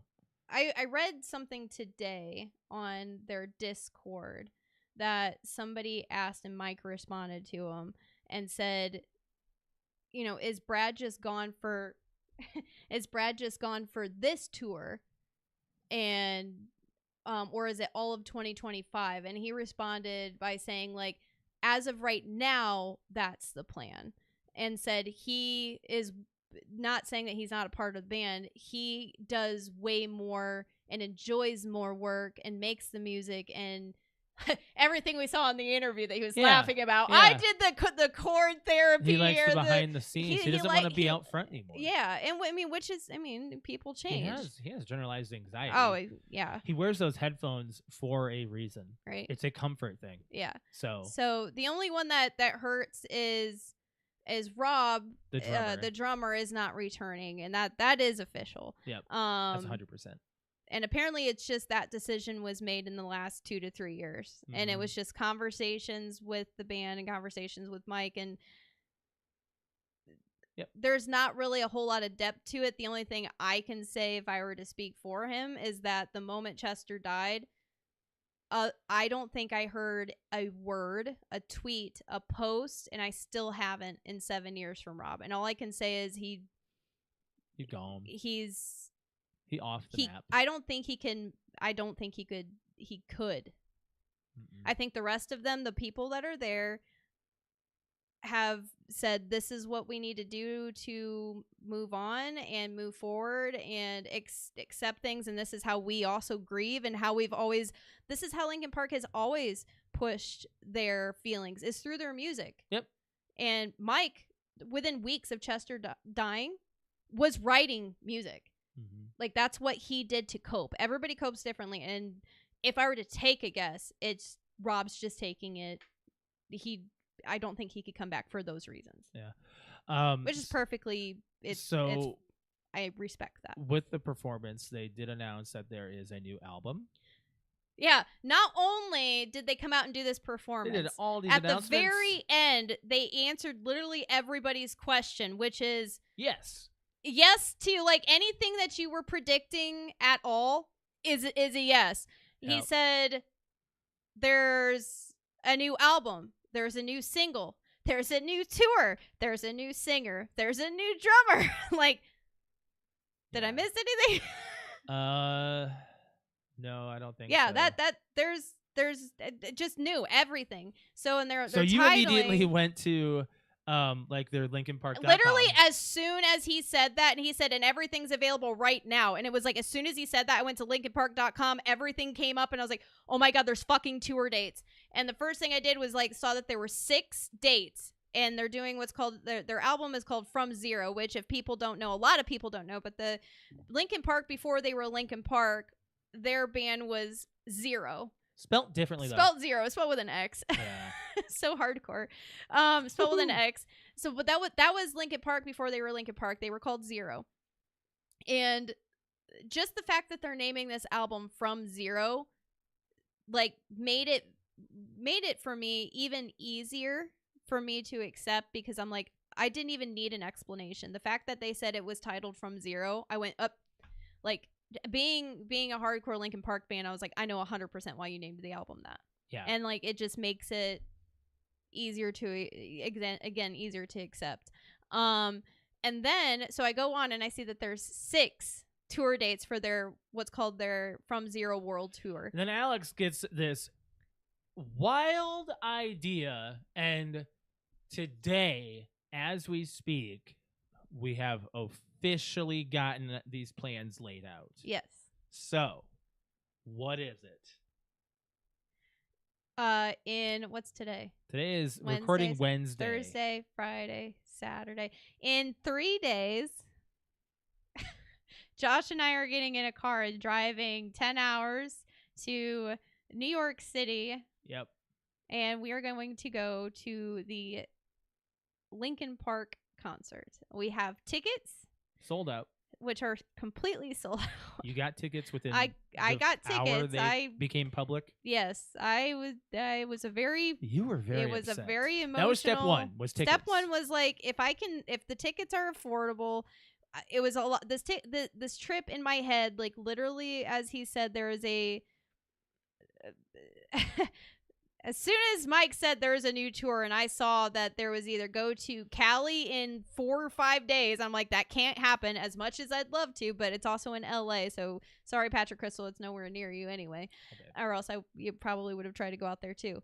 But we definitely could not afford that. No. Or there's only 2 dates in the United States, which is one in cannot LA, believe we're which is doing actually this. happening. They're an hour into their show. Oh wait, hold on. 9, 8, 7, 6. They're about to start their show in Cali. an hour, actually. Uh-huh. Yes. In California. They're starting their show in an hour is when they'll be on stage. So that's the first day, which is today. And then the second day is on Monday in New York City. And I started Googling flights like crazy, and I was like, oh my God, we can make this work. Oh my God, we might come home Not broke. flights, hotels. No, I started looking up flights first. Oh, okay. And I was like, oh God, what's a straight flight from here to New York City? And I was like, you are making an insane. I know, he kept telling me I'm crazy. This is a and dumb I was like, idea. We're not going to do it. It's and not you know happening. what?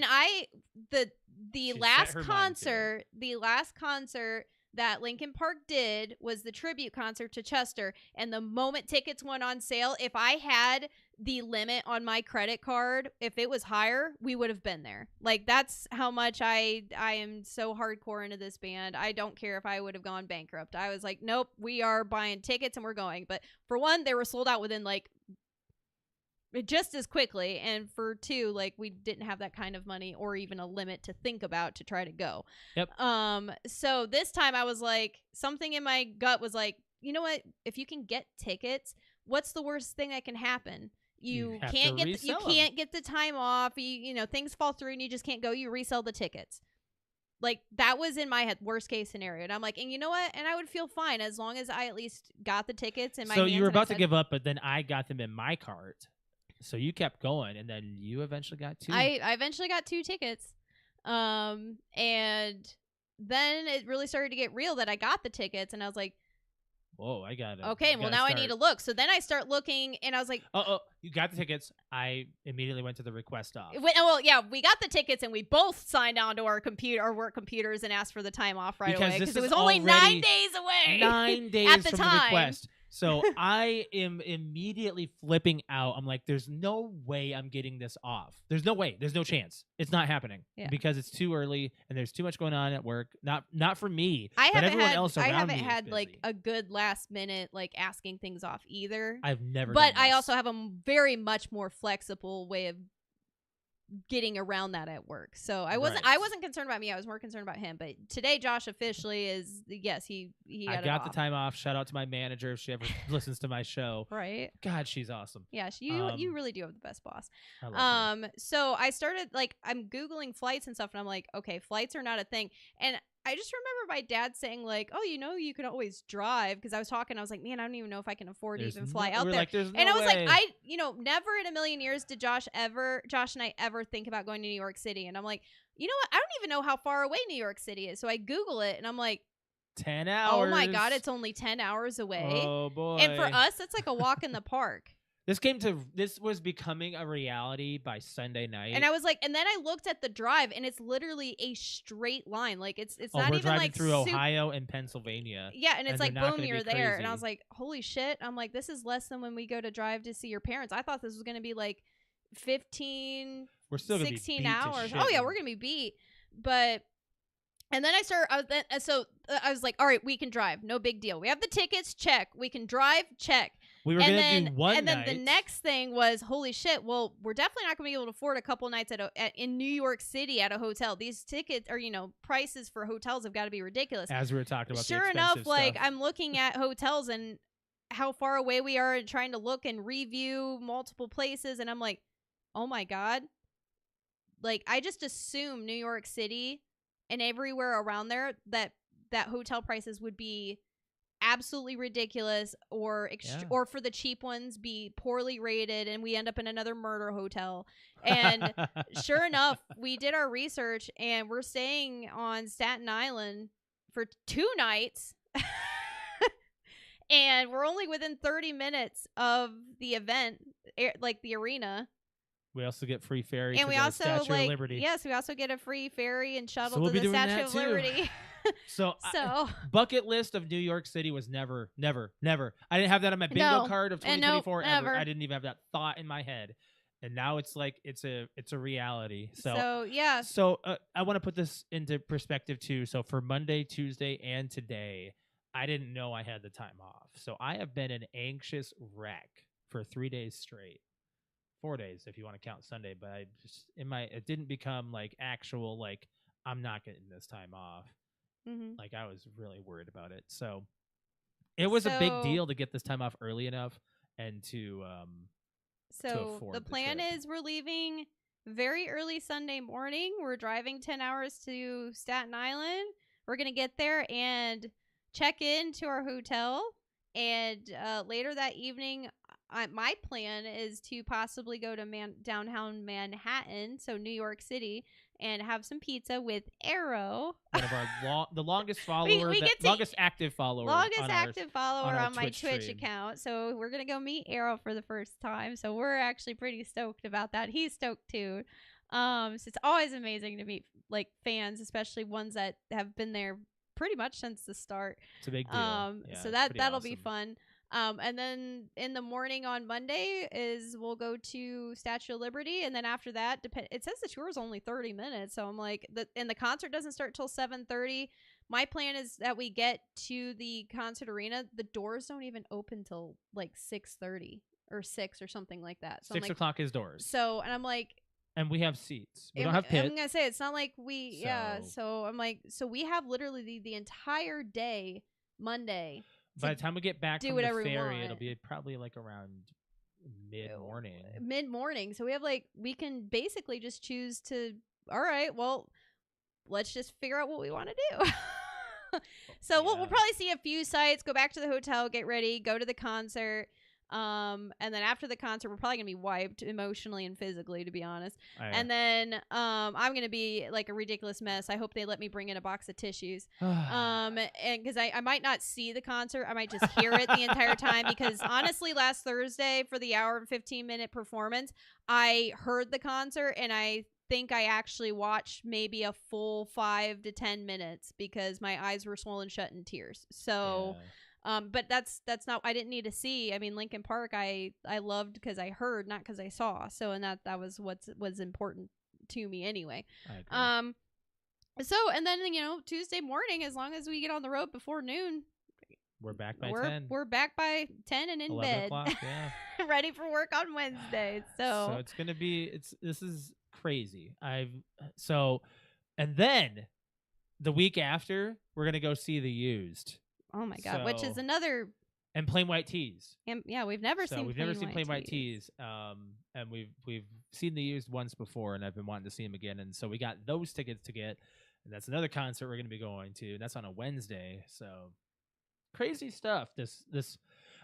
So you know how we were like, oh, the start of like our doing like so much started when the con happened, and then all of a sudden we were doing Brett's wedding, and then we had all of our trips this summer. It's like this year it just doesn't stop, and we're doing it to ourselves.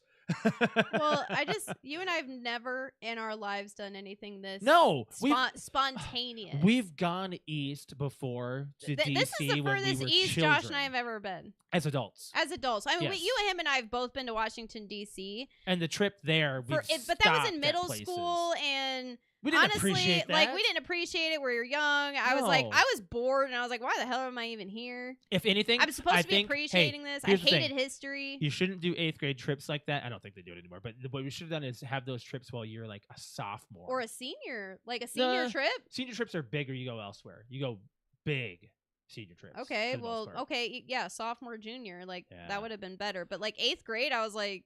You don't appreciate any of that. No. I was even a history buff around that time. I loved, like, learning about the wars around that time. The only thing that was, and all that we went to... A lot of the stuff when I was there was kind of shut down because of, what today is, which is 9/11, which we will kind of... That's our final note. Our final note will be about that. Don't worry. And I went, like, a year... Yeah, a year after 9/11, year and a half. Mine was yours was like mine was right within a year. Within the year. Yeah, within the year of and going. I still got to experience. Yeah, things. and I think you got to experience more than I did. They still had so many things shut down. I got to when see the Capitol building. You didn't. I did not. There was a huge. We were supposed to, but we got stuck in it. Our bus got stuck in the middle of a riot. I actually thought that I was going to get in trouble at the Capitol building. I'm going to mention this real quick, because we were going through the metal detectors, and I was wearing a hoodie that said, "You don't know me, Federal Protection Witness Agency," or something like that. Yeah. And the security guard read it, and he thought it was hilarious. Well, you probably see that shit all the time. But I was like, oh my God, he's going to think I'm really because I had the FBI seal on my hoodie too. I was like, he's going to think I'm part of the Federal Witness Protection Agency or something, or I don't know. I just, as a kid, you think those things, but it's stupid. Anyways, so back to Linkin Park. So we're going to New York. We're going to be doing these things. Yes, it's going to be an event. Yes, it is. I'm excited. I was an anxious for one mess. because now I'm excited. I mean, we've never planned to go to New York, but the other thing too is we've also just never traveled east together. We've always traveled west. Yep.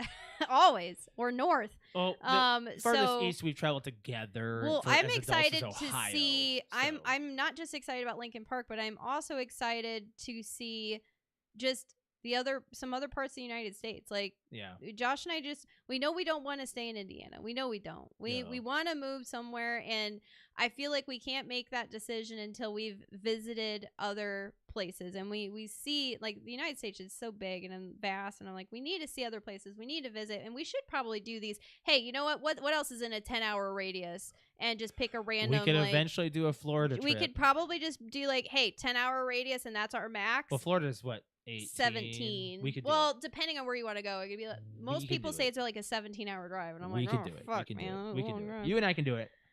Yeah. Okay. Well, my closing note on this, because I did have a handful, by the way, and I appreciate everybody who reached on Linkin out Park's, to me. Like, oh my gosh, everyone was like, Alex this, Alex that. Alex, what are your thoughts? Alex, what are your thoughts on everything? Personally, before you say yours, I want to do my closing thought.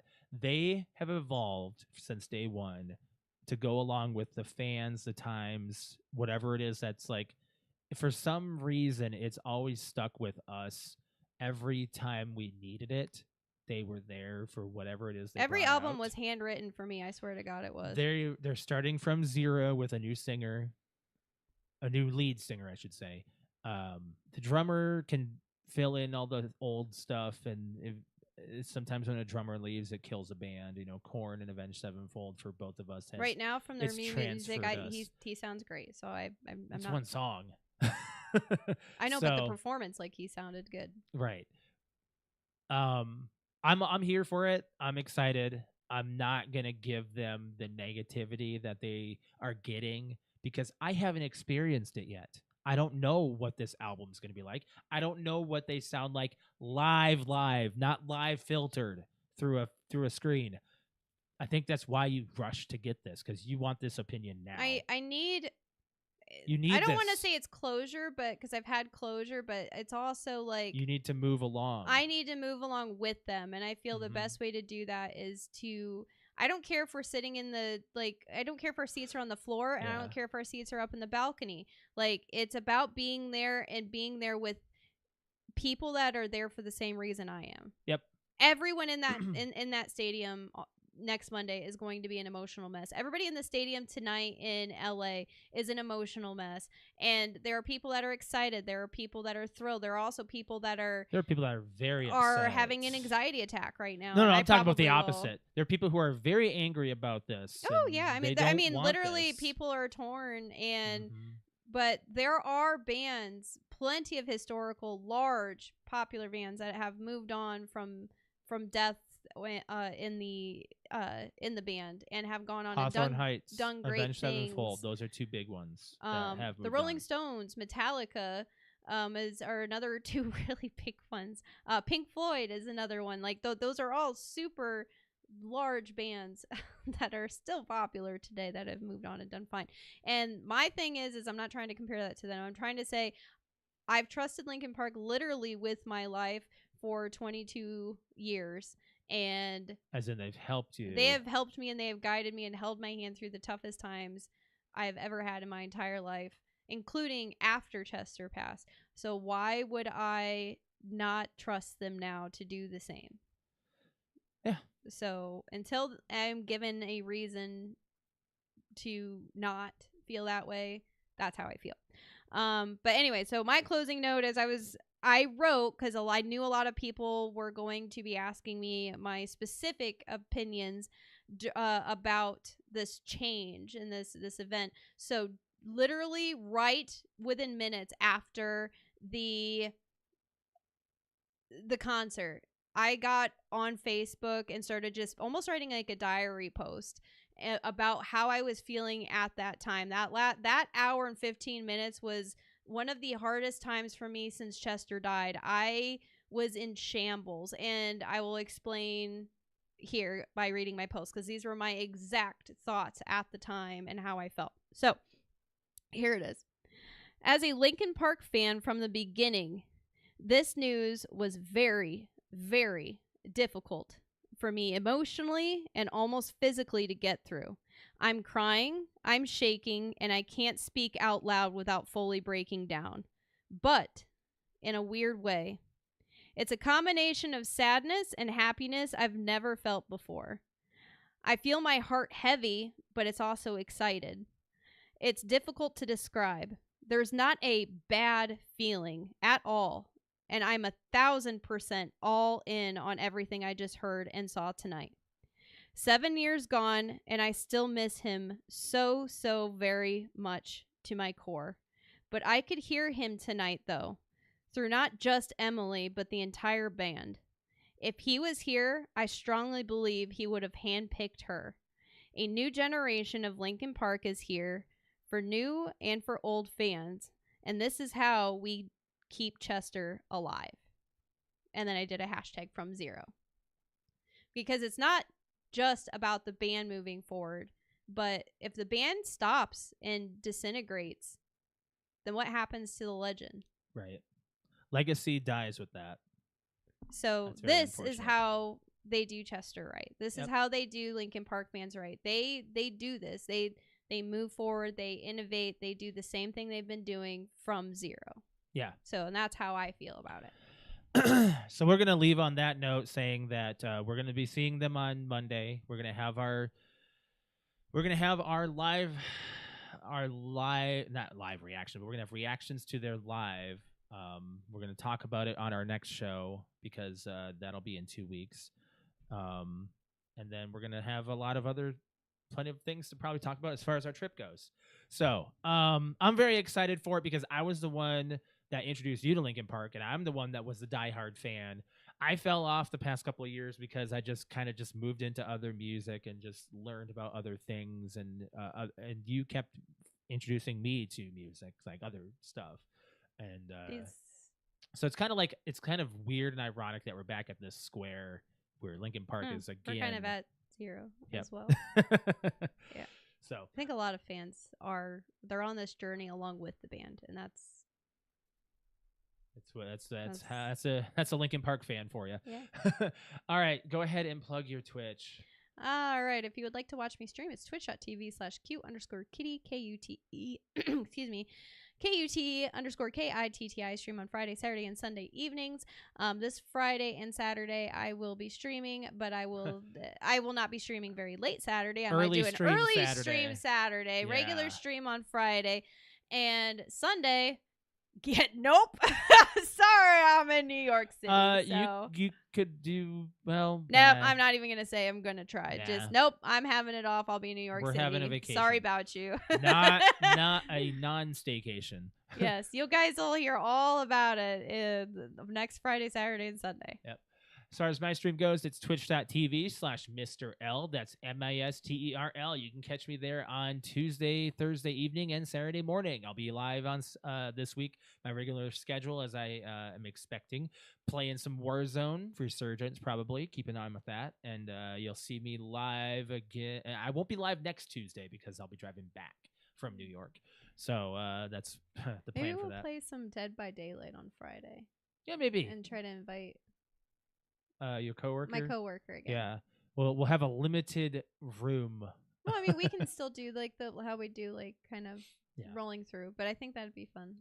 As far as our social media goes, would like it if you guys follow us on Facebook, Instagram, and Twitter X for you new gen people. PTOUnlimited podcast is what you'll search on those. I'm losing my voice. We've been live for like 2.5 hours almost. 2 hours. We've had a lot. As far as our video goes, hit the like button on this video and, make sure you're subscribed to the channel. We appreciate those subs, and hit the bell to be notified when we're live, which is normally on every other Monday on YouTube. And if you want to follow me on Twitter, it is @_Mr. L. Cute_kitty. Final note. We got to get to it. Time of recording, this is September 11th. 2024. 2024 and 23 years. Yes, I don't know if we have ever recorded on a September 11th before, so this might be a first time for the podcast. We may have skipped it for 9/11 reasons. I don't know, but we've been podcasting for so long that we're going to year 8 here almost. I know. How crazy is that? 7.5 years.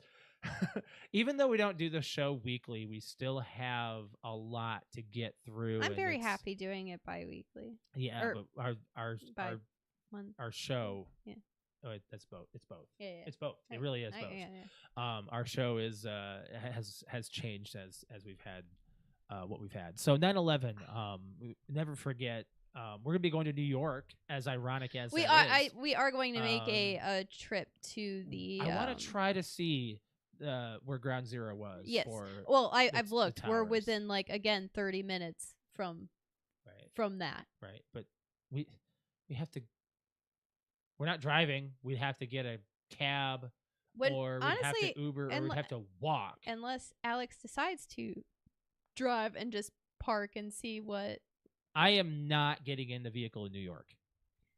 Like driving behind the wheel. I've driven in all of the largest cities in the United States, but New York. Right. I can do this. So the big ones I want to hit is the memorial. We'll probably see, of course, being where we're at, we're gonna see the all the buildings and the towers and stuff, and we'll see the new tower, the Freedom Tower, and I want to see the Statue of Liberty. Those are the big things. You were like, oh, I want to see Rockefeller Center or the Empire State Building. It's like, So. Like, I want to see Ground Zero because of, My 2 top ones are Statue of Liberty and Ground Zero. Yeah.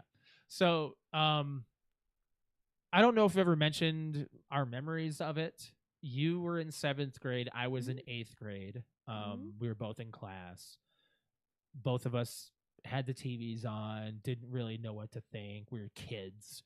I would have been 13? I'd been 14. Yeah. Yep. And that's crazy to say, how it's old we are weird now. seeing, I will say we watched a TikTok recently of, I think it was Stern, the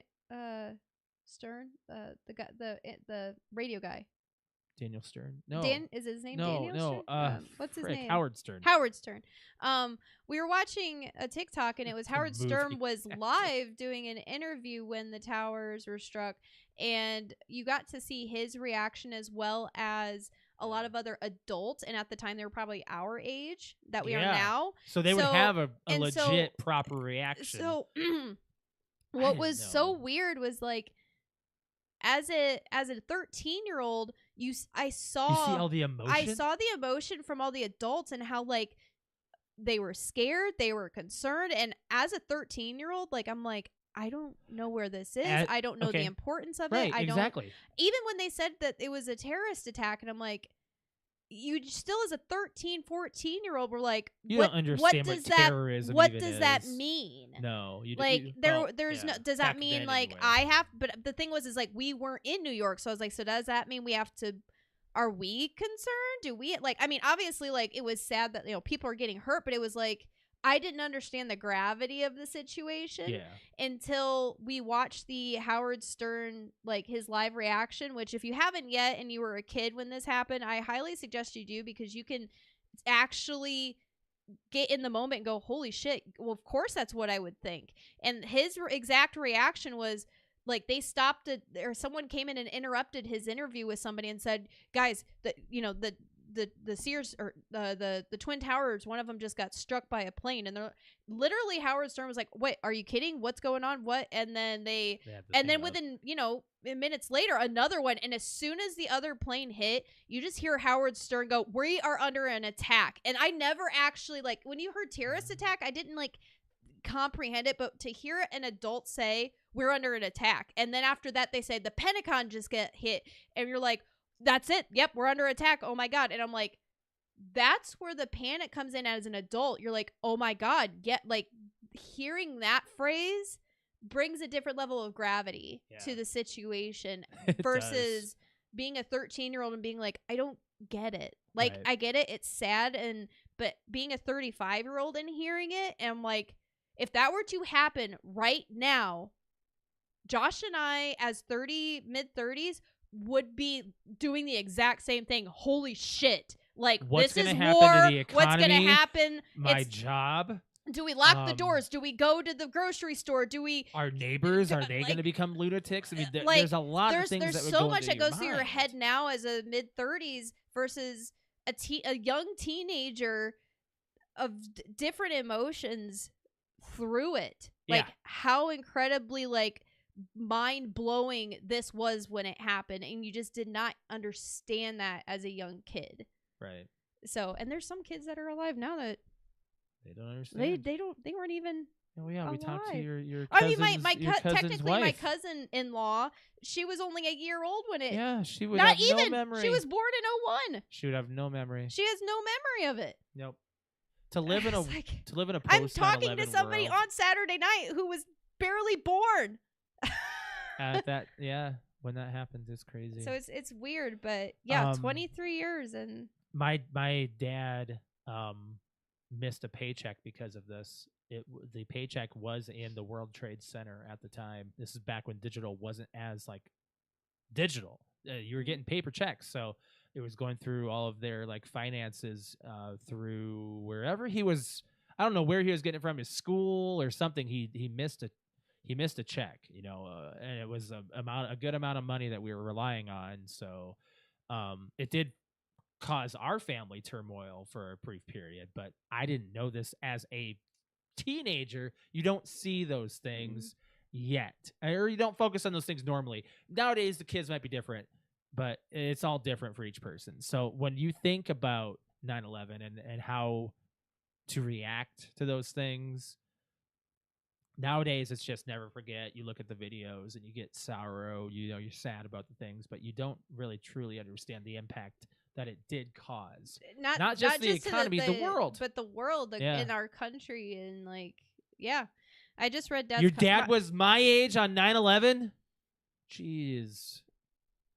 We got to get out of here. I know. I was like, well, now like I understand why adults were like flipping out about it. And I was like, you just understand as a kid, it's a big deal. My dad's like, we have to save the newspaper. We have to do this. This is going to be in history books. We have to turn on the TV. You guys need to watch this. And I was like, but I didn't get it. You just don't understand it. I really, the older I get, and every single year we talk about it, but I don't think I really truly got the grasp of the adult eyes on the situation. Mine was a couple years later when we were dating.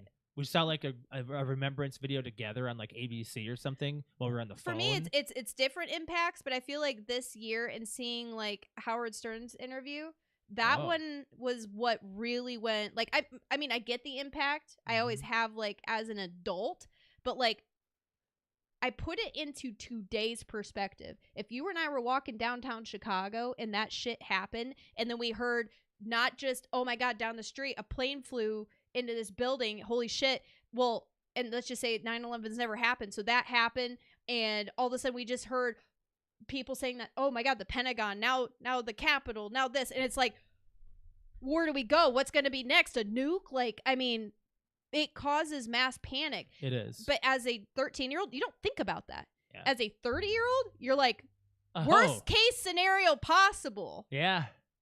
Yeah. So it's Scary. it's And, ridiculous. The older you get, the more of an eye opener things are. Unfortunately, we know that this is going to be another thing we'll live through. Not the same exact thing, but there will probably be another big event in our lifetime. Millennials are prepared for it. You know, we've lived through the worst. If aliens come down and say hi, They've already said they exist. I think and we most just of don't us are care. just going to be like, especially anybody in their 30s and 40s are going to be like, Welcome to Earth. Can we get on your spaceship? Can you and, take us away? Yeah, can you take us away from here? And Can we start anew? Can we try something else? But that was our final note, guys. Never forget 9/11. You know, those types of moments, and always remember where you were. It's just one of those big historical things. But we're gonna go, and we'll see you guys post Linkin Park visit, New York visit. So we'll see you guys in our streams, and hope to see you guys in the next one. Bye, guys.